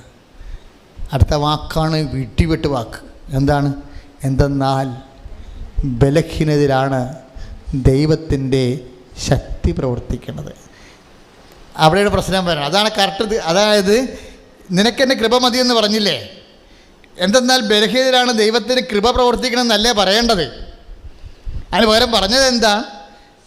എന്തെന്നാൽ ബലഹീനതയിലാണ് ദൈവത്തിൻ്റെ ശക്തി പ്രവർത്തിക്കുന്നത്. അപ്പോൾ കൃപ എന്താണ്? ദൈവത്തിൻ്റെ ശക്തി. അപ്പോൾ നമ്മൾ ആദ്യം എന്താ കണ്ടത്? പിതാവ് ശക്തിയാണ്, പുത്രൻ ശക്തിയാണ്, പരിശുദ്ധാത്മാവ് ശക്തിയാണ്. ഈ ശക്തിയാണ് നമ്മളിലേക്ക് വരണത്. ഇതെപ്പോഴാണ് വരണമെന്ന് പറഞ്ഞത്? ബലഹീനതയിലാണ് ദൈവത്തിൻ്റെ ശക്തി ആക്ടിവേറ്റ് ആകണത്, ദൈവത്തിൻ്റെ ശക്തി. അപ്പോൾ ഈ അതുകൊണ്ട് പൗലോസ് അപ്പോസ്തലൻ പറയും, ഞാൻ ബലഹീനനായിരിക്കുമ്പോഴാണ് ഞാൻ ശക്തനായിരിക്കണത് എന്ന് വെച്ച് കഴിഞ്ഞാൽ എന്താണ്? ആത്മാവിന് ശക്തി പ്രാപിക്കണമെന്ന്. അപ്പോൾ ബലഹീനകാലം എന്ന് പറയുമ്പോൾ എന്തെങ്കിലും ഞെരുക്കത്തിൻ്റെ കാലമാണ്, ആത്മാവിൻ്റെ ശക്തിയുടെ കാലം. എന്നിട്ട് പൗലോസ് അപ്പോസ്തലൻ താഴെ 10 വായിച്ചവനെ 12:9 വായിച്ചേ. ശ്രുതിയുടെ ഹല്ലേലൂയ, യേശുവേ സ്തോത്രം, ഹല്ലേലൂയ. കൊറിന്ത്യൻസ്. ക്രിസ്തുവിന്റെ ശക്തി എൻ്റെ മേൽ ആവസിക്കേണ്ടതിന് ഞാൻ പൂർവാധികം സന്തോഷത്തോടെ എൻ്റെ ബലഹീനതയെക്കുറിച്ച് പ്രശംസിക്കും. അതായത് വചനം ഏതാ? 12:9. 12 2 കൊറിന്ത്യൻസ് 12:9. അതായത് ഒന്ന് പറഞ്ഞ ക്രിസ്തുവിന്റെ ശക്തി, ക്രിസ്തുവിന്റെ ശക്തി, പറഞ്ഞ ക്രിസ്തുവിന്റെ ശക്തി, ക്രിസ്തുവിന്റെ ശക്തി എന്നിലേക്ക് ആവസിക്കാൻ വേണ്ടി ഞാൻ എൻ്റെ ബലഹീനതയോർത്ത് പ്രശംസിക്കും, സ്തുതിക്കും. ഇപ്പോഴെന്താ മനസ്സിലായത്? ദൈവശക്തിയാണെന്ന് നമ്മൾ രാവിലെ കണ്ടില്ലേ? ഇപ്പോഴെന്താ പറയണത്? അത് ആവസിക്കാനുള്ള ടെൻഡൻസി ഉണ്ടെന്ന്. ഇതല്ലേ അച്ഛൻ ആദ്യം പറഞ്ഞത്? ഞാൻ പറഞ്ഞില്ലേ, വെള്ളമാണെങ്കിൽ ഒഴുകാനുള്ള ടെൻഡൻസി ഉണ്ട്, വായുവാണെങ്കിൽ പറക്കാനുള്ള ടെൻഡൻസി ഉണ്ടെന്ന്. ദൈവത്തിൻ്റെ ശക്തിക്ക് ആവസിക്കാനുള്ള ടെൻഡൻസി ഉണ്ടെന്ന്. ദൈവത്തിൻ്റെ ശക്തിയുടെ ആവസിപ്പുണ്ടാകണം എപ്പോഴാണ്? ബലഹീനതയിലാണ്. ഇപ്പം നമ്മൾ ഓക്കെ ആണെന്ന് പറഞ്ഞാൽ ഞാൻ പറഞ്ഞു നിങ്ങളിപ്പോൾ ഓക്കാണെന്ന് പറയും. എന്താ കാര്യം? ആവസിപ്പില്ലാത്ത ആളാണ്. നമുക്ക് ഈ ഭർത്താവിന് ഇത്തിരി കള്ളുകൂടിയ ഭാര്യയുടെ സംശയമൊക്കെ ഇത്തിരി അത്യാവശ്യം കാര്യങ്ങളൊക്കെ വേണം. നല്ല ക്രിസ്ത്യാനിയായിട്ട് മര്യാദയോടെ ജീവിക്കണമെന്നുണ്ടെങ്കിൽ അത്യാവശ്യം സംഭവം ഈ കുരിശെല്ലാം വേണം. പക്ഷേ കുരിശുള്ളവല്ല പ്രശ്നം. കുരിശ് നമ്മളെ വിഴുങ്ങരുത്. ഈ വെള്ളമില്ലാതെ എങ്ങനെ വള്ളം ഓടണത്? ഓടാൻ പറ്റത്തില്ല. വള്ളത്തിൻ്റെ അകത്താണ് വെള്ളം കിടക്കണമെങ്കിൽ വള്ളം മുങ്ങിയും പോകും. അപ്പോൾ ഈ സഹനം ക്രിസ്ത്യാനിയെ സംബന്ധിച്ചിടത്തോളം കുരിശ് കൃപയാക്കാൻ വേണ്ടി അത്യാവശ്യം സഹനം വേണം. പക്ഷേ സഹനം വേണമെങ്കിലൊരു പ്രശ്നമുണ്ട്. ഇതിനെ കൃപയാക്കാനുള്ള സോഫ്റ്റ്വെയർ നമ്മുടെ ഉണ്ടാകണം. അതാണ് ഞാൻ മുമ്പ് പറഞ്ഞ 9:27 മർക്കോസിൻ്റെ സുവിശേഷം. എന്താണ്? എൻ്റെ നാമത്തിൽ ഈ ശിശുവിനെ സ്വീകരിക്കുന്നവൻ എന്നെ ഏത് ബലഹീനതയല്ല, ശിശുവാണല്ലോ ബലഹീനത ഏറ്റവും വലിയ പ്രതീകം. നമുക്കുണ്ടാകുന്ന ദുരിതങ്ങളും ദുഃഖങ്ങളും എല്ലാം യേശുക്രിസ്തുവിൻ്റെ നാമത്തിൽ സ്വീകരിക്കാനുള്ള ഒരു മനുഷ്യൻ്റെ കപ്പാസിറ്റിയെക്കുറിച്ചാണ് ഇന്നലെ പറഞ്ഞത്. യോഹന്നാൻ 1:12 അവൻ്റെ നാമത്തിൽ വിശ്വസിക്കുന്നവർക്കെല്ലാം ദൈവമക്കളാകാനുള്ള കൃപസന്താനമാകാനുള്ള കഴിവ് നൽകിയെന്ന്. ഈ കഴിവെന്ന് പറയണതാണ് പ്രശ്നം. അത് ഓരോ വ്യക്തികളും മാത്തമാറ്റിക്കലായിട്ട് മാറിക്കൊണ്ടേയിരിക്കും. ഈ കഴിവ് വർദ്ധിപ്പിക്കാൻ വേണ്ടിയാണ്. അപ്പോൾ നിങ്ങൾ ചോദിച്ചാൽ എങ്ങനെയാണ് കഴിവ് വർദ്ധിപ്പിക്കണം ചോദിക്കും. ഈ കഴിവ് വർദ്ധിപ്പിക്കണ വിശ്വാസം അപ്ഗ്രേഡ് ചെയ്താൽ മതി. വിശ്വാസം അപ്ഗ്രേഡ് ചെയ്യണം, പ്രത്യാശ അപ്ഗ്രേഡ് ചെയ്യണം, അതുപോലെ തന്നെ സ്നേഹം അപ്ഗ്രേഡ് ചെയ്യണം. എളുപ്പം സ്നേഹം അപ്ഗ്രേഡ് ചെയ്യാനാണ്. അപ്പോൾ നിങ്ങൾ ചോദിക്കും എങ്ങനെയാണ് ഈ സ്നേഹം അപ്ഗ്രേഡ് ചെയ്യണമെന്ന്. അത് ബൈബിളിൽ ഈശോ പല പ്രാവശ്യം how to upgrade yourself എന്ന് പറഞ്ഞിട്ടുണ്ട്. എങ്ങനെയാണ് നിങ്ങൾ അപ്ഗ്രേഡ് ചെയ്യേണ്ടതെന്ന്. അത് മലപ്പോഴും വരണത് ലൂക്ക 6:31, അതുപോലെ തന്നെ 15, മത്തായി 5:20 ഉണ്ട്. ഒന്ന് വായിച്ചാൽ മനെ ശ്രുതികട ഹല്ലേലൂയ ഹല്ലേലൂയ ഹല്ലേലൂയ ലൂക്ക 6:31. മറ്റുള്ളവർ നിങ്ങളോട് എങ്ങനെ പെരുമാറണമെന്ന് നിങ്ങൾ ആഗ്രഹിക്കുന്നുവോ അങ്ങനെ തന്നെ അവരോടും പെരുമാറുവിൻ. നിങ്ങളെ സ്നേഹിക്കുന്നവരെ നിങ്ങൾ സ്നേഹിക്കുന്നതിൽ എന്ത് മേന്മയാണുള്ളത്? പാപികളും തങ്ങളെ സ്നേഹിക്കുന്നവരെ സ്നേഹിക്കുന്നുണ്ടല്ലോ. 5:20 വായിച്ചേ. നിങ്ങളുടെ നീതി നിയമജ്ഞരുടെയും ഫരിസേയരുടെയും നീതിയെ അതിശയിക്കുന്നില്ലെങ്കിൽ നിങ്ങൾ സ്വർഗരാജ്യത്തിൽ പ്രവേശിക്കുകയില്ല. അതായത് നമ്മളുടെ നീതി നിയമജ്ഞന്മാരുടെയും ഫരിസേയന്മാരുടെയും നീതി ഇപ്പോൾ ഉദാഹരണത്തിന് ഒരു ചേട്ടായി അനുജനും തമ്മിൽ സ്വത്ത് പങ്കുവെച്ച്, എന്നിട്ട് ചേട്ടായി മാറി താമസിക്കണ്. അനുജൻ അപ്പനും അമ്മയും അനുജൻ്റെ കൂടെ. അപ്പനും അമ്മയിൽ അപ്പം മരിച്ച് അമ്മ അനുജൻ്റെ കൂടെ. അനുജൻ കല്യാണം കഴിച്ച് അവൻ്റെ റാങ്കിൽപ്പെട്ട പെണ്ണ് തന്നെയാണ് കല്യാണം കഴിച്ചിരിക്കുന്നത്. അവിടെ രണ്ടുപേരുടെയും ജോലി തൃശ്ശൂർ. രണ്ടുപേരുടെ ഭാര്യയും ഭർത്താവിനും ജോലി തൃശ്ശൂർ. അവരെന്താ ചെയ്യേണ്ടത്? നിങ്ങൾ പറ. ദിവസം ഈ പോക്ക് വരെ നടക്കുമോ? ഇല്ല. അവർക്ക് മക്കളായി അവരവിടെ ചേർത്ത് ജീവിതം പോണ രീതിയാണ്. അവരവിടെ ചേർത്ത് പിന്നെ എന്താ ചെയ്യേണ്ടവർ? അവർക്ക് കിട്ടിയ ഓഹരി വിൽക്കണം. വിറ്റിട്ട് തൃശ്ശൂരൊരു വീടെടുക്കണം. അതല്ല സാധാരണ ചെയ്യണത്. ഇപ്പം ഈ മക്കളെ എന്ത് ചെയ്യും? അവരെ പഠിപ്പിക്കുക. അപ്പോൾ ഈ അമ്മനെ എന്ത് ചെയ്യും? അവർ കൊണ്ടുപോകണം. അതല്ലേ? അതല്ല ചെയ്യേണ്ടത്. അവർ കൊണ്ടുപോയി. പക്ഷേ പ്രശ്നമുണ്ട് അമ്മയ്ക്ക് എന്താ പ്രശ്നം? അവർ ഫ്ലാറ്റാണ് എടുത്തിരിക്കണം. അപ്പോൾ ഈ 2000 സ്ക്വയർ ഫീറ്റിൽ അമ്മ ഇവിടെ കോഴിനെയും വളർത്തി താറാവിനെയും വളർത്തി നടന്നതാണ് അമ്മ. മൃഗതുമ്പി ഒക്കെ അങ്ങനെ ആഘോഷമായിട്ട് ജീവിച്ച അമ്മച്ചിയാണ്. ഈ നാട്ടമ്മച്ചിനെ കൊണ്ടുപോയി ഈ ഫ്ലാറ്റിലിട്ട് കഴിഞ്ഞാൽ സംഭവം എന്ത് ചെയ്യും? അവർ രണ്ടുപേരും രാവിലെ ഓഫീസിൽ പോകും. 11 മണിക്ക് ഒരുത്തി വന്ന് ഫ്ലാറ്റ് തൂക്കും.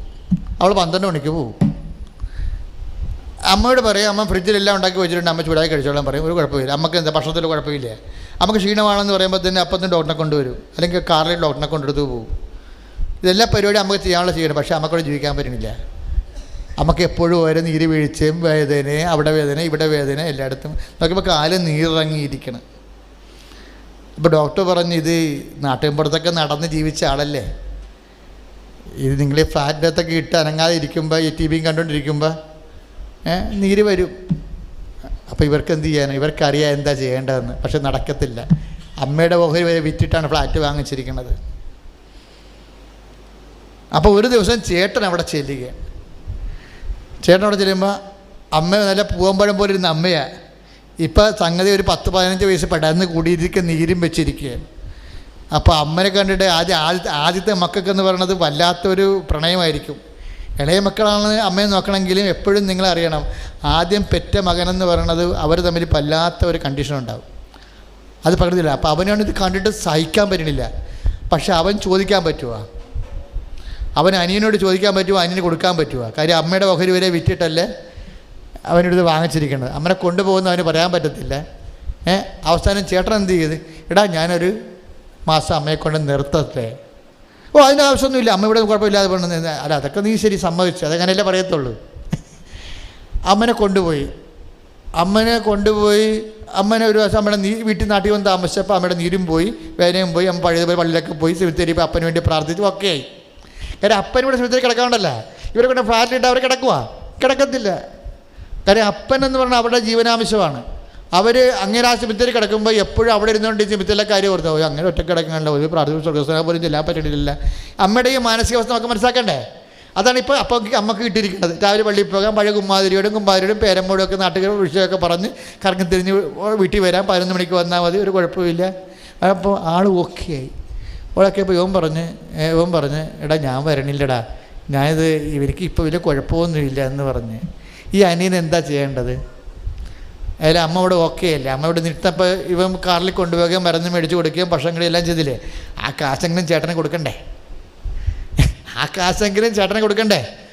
അനുജനെന്ന് പറഞ്ഞ അർത്ഥയ്ക്ക് ഉപ്പ് തക്കാത്ത ആളാണ്. അങ്ങനെയുള്ള ഈ കൈ നീളണ പരിപാടിയില്ലേ, ഈ ബൈബിളിൽ ഒരാളുണ്ടല്ല, കൈ സൂക്ഷിച്ചു പോയ മനുഷ്യനാണ്, കൈ നീളത്തില്ല.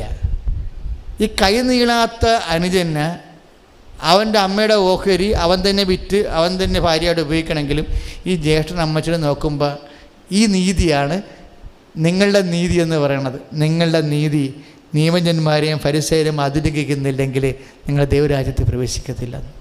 ഇതാണ് സ്നേഹത്താൽ പ്രവർത്തനനിരതമായ വിശേഷം.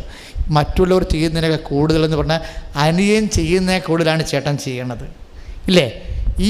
ഇതിങ്ങനെയാണ് വിശ്വാസം അപ്ഗ്രേഡ് ചെയ്യണത്.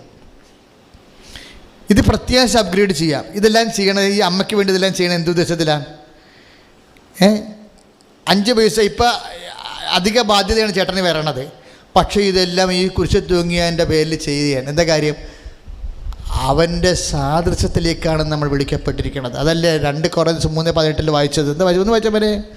ഒന്നിന് വായിച്ചവനെ ശ്രുതികട ഹല്ലേലൂയ. യേശുവേ സ്തോത്രം, യേശുവേ സ്തോത്രം, യേശുവേ സ്തോത്രം, യേശുവേ സ്തോത്രം, യേശുവേ സ്തോത്രം, യേശുവേ സ്തോത്രം, യേശുവേ സ്തോത്രം, യേശുവേ സ്തോത്രം, യേശുവേ സ്തോത്രം, യേശുവേ സ്തോത്രം, യേശുവേ സ്തോത്രം, ഹല്ലേലൂയ, ഹല്ലേലൂയ. കർത്താവിന്റെ മഹത്വം കണ്ണാടിയിൽ എന്നതുപോലെ മൂടുപടമണിയാത്ത മുഖത്ത് പ്രതിഫലിക്കുന്ന നാം എല്ലാവരും അവിടുത്തെ സാദൃശ്യത്തിൽ മഹത്വത്തിൽ നിന്ന് മഹത്വത്തിലേക്ക് രൂപാന്തരപ്പെട്ടുകൊണ്ടിരിക്കുകയാണ്. മക്കളെ, ഈ രൂപാന്തരപ്പെടൽ എന്ന് പറഞ്ഞാൽ എവിടെ വെച്ച് നടക്കുന്നതാണ്? ഇവിടെ വെച്ച് നടക്കേണ്ടതാണ്. ചത്ത് കഴിഞ്ഞ് രൂപാന്തരപ്പെടലൊന്നുമില്ല, ഒറ്റ പരിപാടിയാണ് തീരണത്. എന്തെങ്കിലും രക്ഷപ്പെടാനുണ്ടെങ്കിൽ ഇവിടെ വെച്ച് ചെയ്തേക്കണം. ഈ മഹത്വത്തിലേക്ക് രൂപാന്തരപ്പെടണം. എന്താണ്? അമ്മയുടെ ഓഹരി അനുജനെടുത്ത് കൈകാര്യം ചെയ്യുന്നു.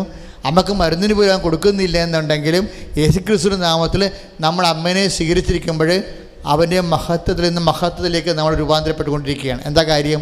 ആ കുരിശ് യേശുവിൻ്റെ നാമത്തിൽ എടുത്തപ്പോൾ അത് കൃപയായി. ആ പ്രശ്നം യേശുവിൻ്റെ നാമത്തിൽ എടുത്തപ്പോൾ അത് പ്രസാദപരമായി മാറി. അവൻ്റെ നാമത്തിൽ വിശ്വസിക്കുന്നത് ഇങ്ങനെയാണ് അവർക്കെല്ലാം കൃപയ്ക്ക് മേൽ കൃപ കിട്ടിയിരിക്കണം എന്ന് പറയുന്നത് ഈ ആർജിത കൃപയാണ്. ആർജിത കൃപ ആധ്യാത്മികമായ വിശ്വാസാധിഷ്ഠിതമായ പ്രത്യാശയോടെ നമ്മൾ നേടുന്ന ദൈവത്തിൻ്റെ സ്നേഹപ്രവൃത്തിയാണ്. ഈ സ്നേഹപ്രവൃത്തികൾ വഴിയാണ് മറ്റുള്ളവർ കാണിക്കാത്ത സ്നേഹം ദൈവത്തിരുസന്നിധിയിൽ ചില സമയത്ത് അസമയത്തും കാണിക്കേണ്ടി വരും. ഈ സുവിശേഷ സാക്ഷീകരണത്തിന് സമയമില്ല. ചില പറയും സുവിശേഷ സാക്ഷി, ചില പറയും എടാ അമ്മനെയൊക്കെ കൊണ്ടുവന്ന് നിർത്തണമെന്ന് എനിക്ക് ആഗ്രഹമുണ്ട്, ഒരു പരുവും ഇല്ല, ഒരു പരുവും വരട്ടെ. മകനെ ഏതായാലും യൂറോപ്പിൽ പോകുന്ന എല്ലാം റെഡി ആയിട്ടുണ്ട്, അവൻ പോയി 10 കാശ് അയച്ചു തരുമ്പോൾ ഞാൻ അമ്മനെ കൊണ്ടുവന്ന് നിർത്താം. അങ്ങനെ അത് നമ്മുടെ മാനുഷികമായിട്ട് അത് ആർക്കും ചെയ്യാവുന്ന കാര്യങ്ങളാണ്. പക്ഷെ ബൈബിൾ പറയണമെന്ന് വെച്ച് കഴിഞ്ഞാൽ സുവിശേഷ സമയത്തും അസമയത്തും സുവിശേഷം പ്രസംഗിക്കുക എന്ന് വെച്ച് കഴിഞ്ഞാൽ ബൈക്ക് എടുത്തിട്ട് ബന്ധക്കോസുകാരെ പ്രസംഗിക്കണമെന്നല്ല, സമയത്തും അസമയത്തും സുവിശേഷത്തിന് സാക്ഷ്യം വഹിക്കാനാണ് പറയണത്.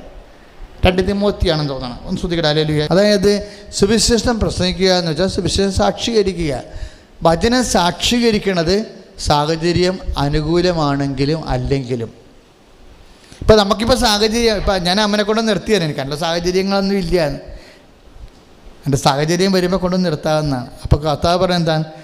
അത് മറ്റുള്ളവർ അങ്ങനെ ചെയ്തോളുമല്ല, സാഹചര്യം വരുമ്പോൾ അവരും ചെയ്യും. നമ്മളെ സംബന്ധിച്ചിടത്തോളം മറ്റുള്ളവർ ചെയ്യുന്നതിനേക്കാൾ അധികമായി നമ്മുടെ വിഷയം എന്താണ്? ഗ്രേസ് അപ്പോഴും ഗ്രേസ് അല്ലേ? യോഹന്നാൻ 1:12 അവൻ്റെ നാമത്തിൽ വിശ്വസിക്കുന്നവർക്കെല്ലാം കൃപയ്ക്ക് മേൽകൃപ. ആ മേൽകൃപ എങ്ങനെ ആർജിക്കണം എന്നാണ് ഈ പറയണത്. മനസ്സിലായില്ലേ? മേൽകൃപയെ ആർജിക്കണത് എങ്ങനെയാണ്? ഈ മേൽകൃപയെ ആർജിക്കുമ്പോഴാണ് 2 കൊരിന്ത്യർ 3:18 സംഭവിക്കുന്നത്. എന്താണ്? മഹത്വത്തിൽ നിന്ന് മഹത്വത്തിലേക്ക് അവൻ്റെ സാദൃശ്യത്തിൽ രൂപാന്തരപ്പെട്ടുകൊണ്ടിരിക്കുകയാണെന്ന്. ഞാൻ അമ്മയെ കണ്ടപ്പോൾ അമ്മ ഒരു അലൗകിക പ്രഭയായിട്ടാണ് നിന്നത്. അന്ന് മുതൽ എനിക്ക് ഇത്രയും ബോധം വന്നത്. അതായത് ഞാനും മരിച്ചാൽ അമ്മയെപ്പോലെ ഇരിക്കും, നിങ്ങളും മരിച്ചാൽ അമ്മയെപ്പോലെ ഇരിക്കും. വിശ്വാസിക്കും മരണമില്ല.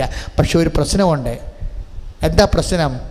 അത് 2 കൊരിന്ത്യർ 15:41 പ്രശ്നം. അതെന്താണ് പ്രശ്നം എന്ന് വെച്ച് കഴിഞ്ഞാൽ പുനരുത്ഥാനത്തിന് ശേഷം ആത്മാക്കൾ എങ്ങനെ ഇരിക്കും? നഭോമണ്ഡലത്തിൽ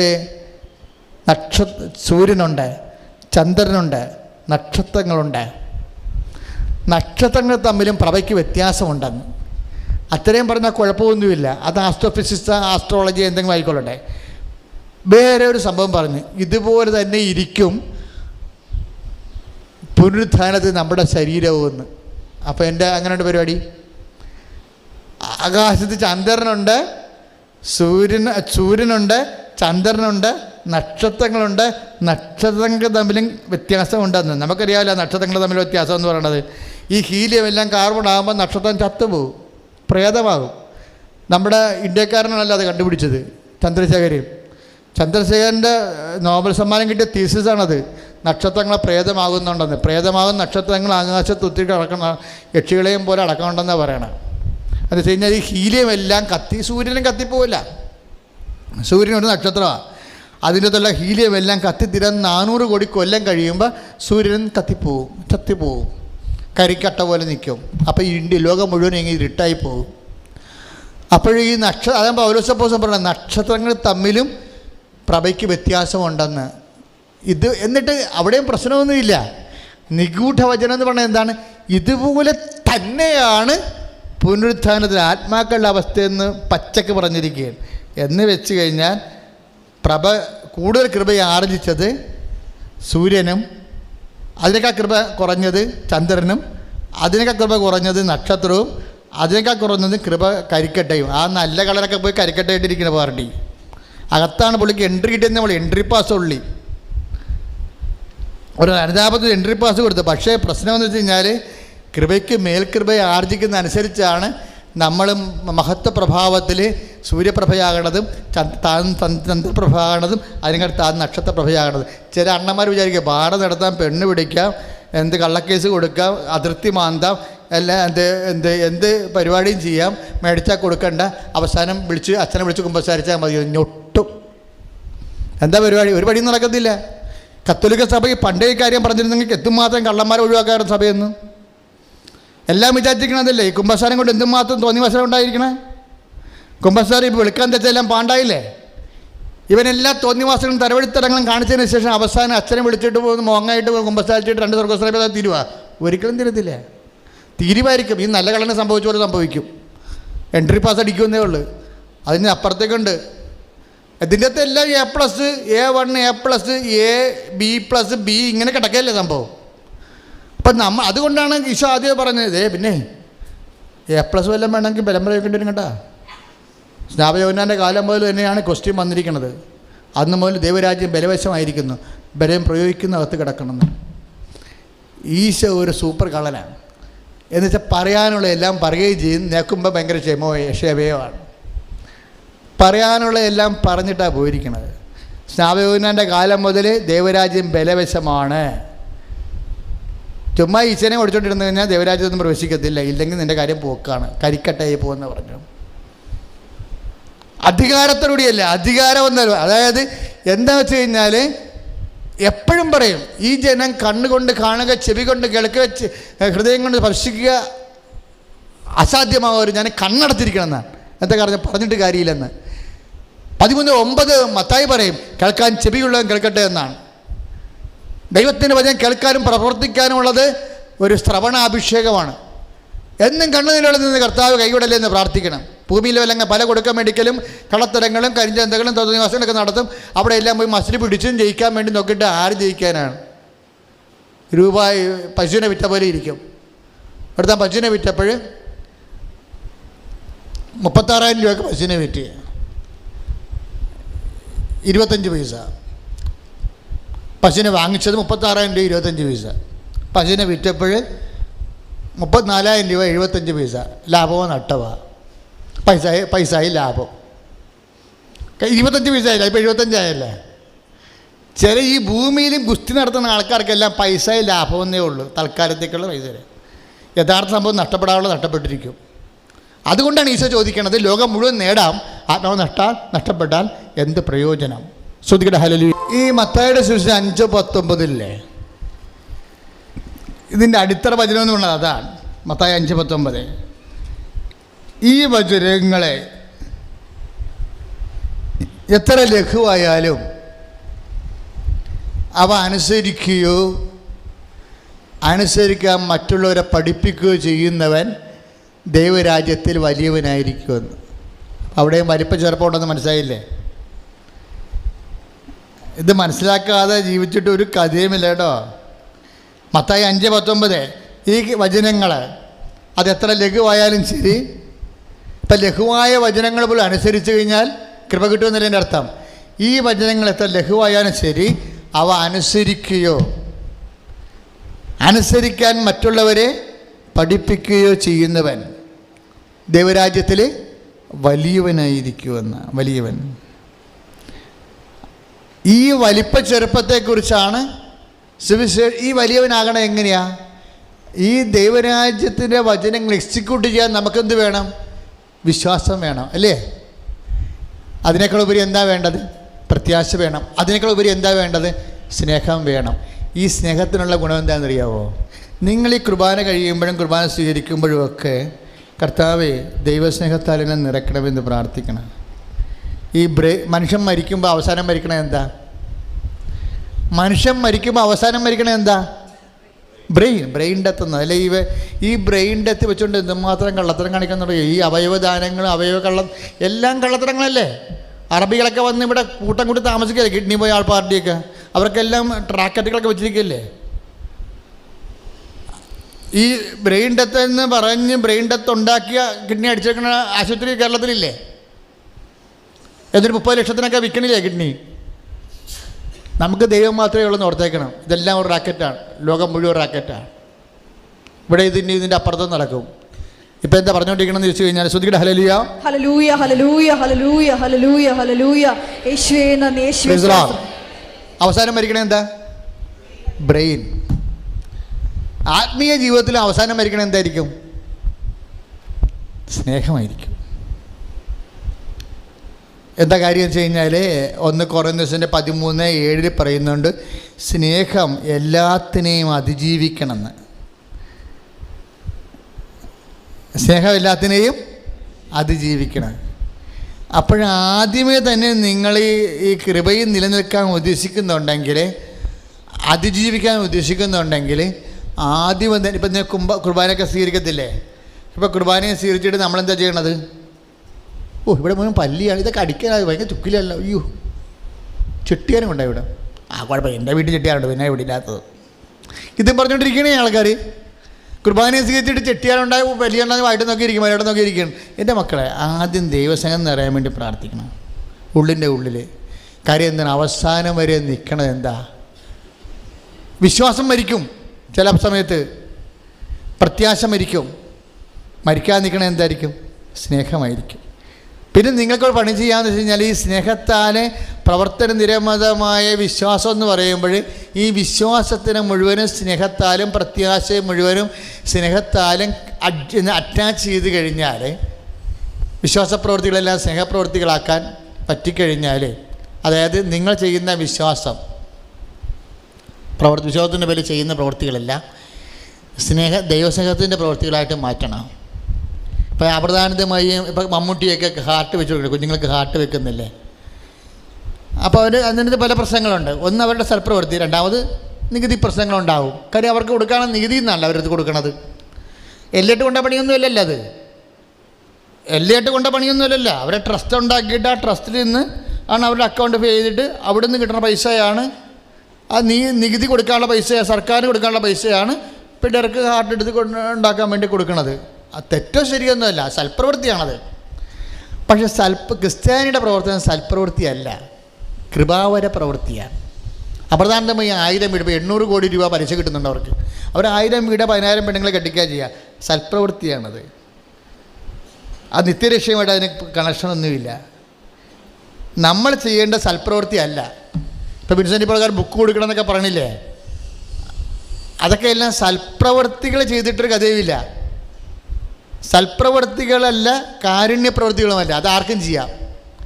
യേശുക്രിസ്തുവിനെ മാറ്റിയിരുന്നതിന് മുമ്പ് തന്നെ യേശുക്രിസ്തു, ഈ ശിബി എന്ന് പറഞ്ഞൊരു മനുഷ്യനില്ല, ഞാൻ രാജാവ്, അയാളുടെ ഒരു കഥയില്ലേ? കഴുകനൊരു പ്രാവിനെ ഓടിച്ചിട്ടപ്പോൾ ആ പ്രാവ് വന്ന് ശിബി എടുത്ത് അഭയം തേടിയപ്പോൾ കഴുകൻ എന്ത് ചെയ്ത്? കഴുകൻ പറഞ്ഞു, എൻ്റെ ബ്രേക്ക്ഫാസ്റ്റാണ് നിങ്ങൾ പിടിച്ചു വെച്ചിരിക്കുന്നത്, ദൈവം എനിക്ക് ജീവിക്കാൻ വേണ്ടി തന്ന മാർഗ്ഗമാണ്, എൻ്റെ കാര്യത്തിൽ ഇടപെടരുത്, എനിക്ക് ജീവിക്കാൻ അനുവദിക്കണമെന്ന് പറയുമ്പോൾ ശിബി എന്ത് ചെയ്യണം? ഇതിനെയും ജീവിക്കാൻ അനുവദിക്കണ്ടേ? അതുകൊണ്ട് തൊടേന്ന് മാംസം എടുത്തിട്ട് നിൻ്റെ ഓഹരി നീ പോയിക്കൊള്ളാൻ പറഞ്ഞു.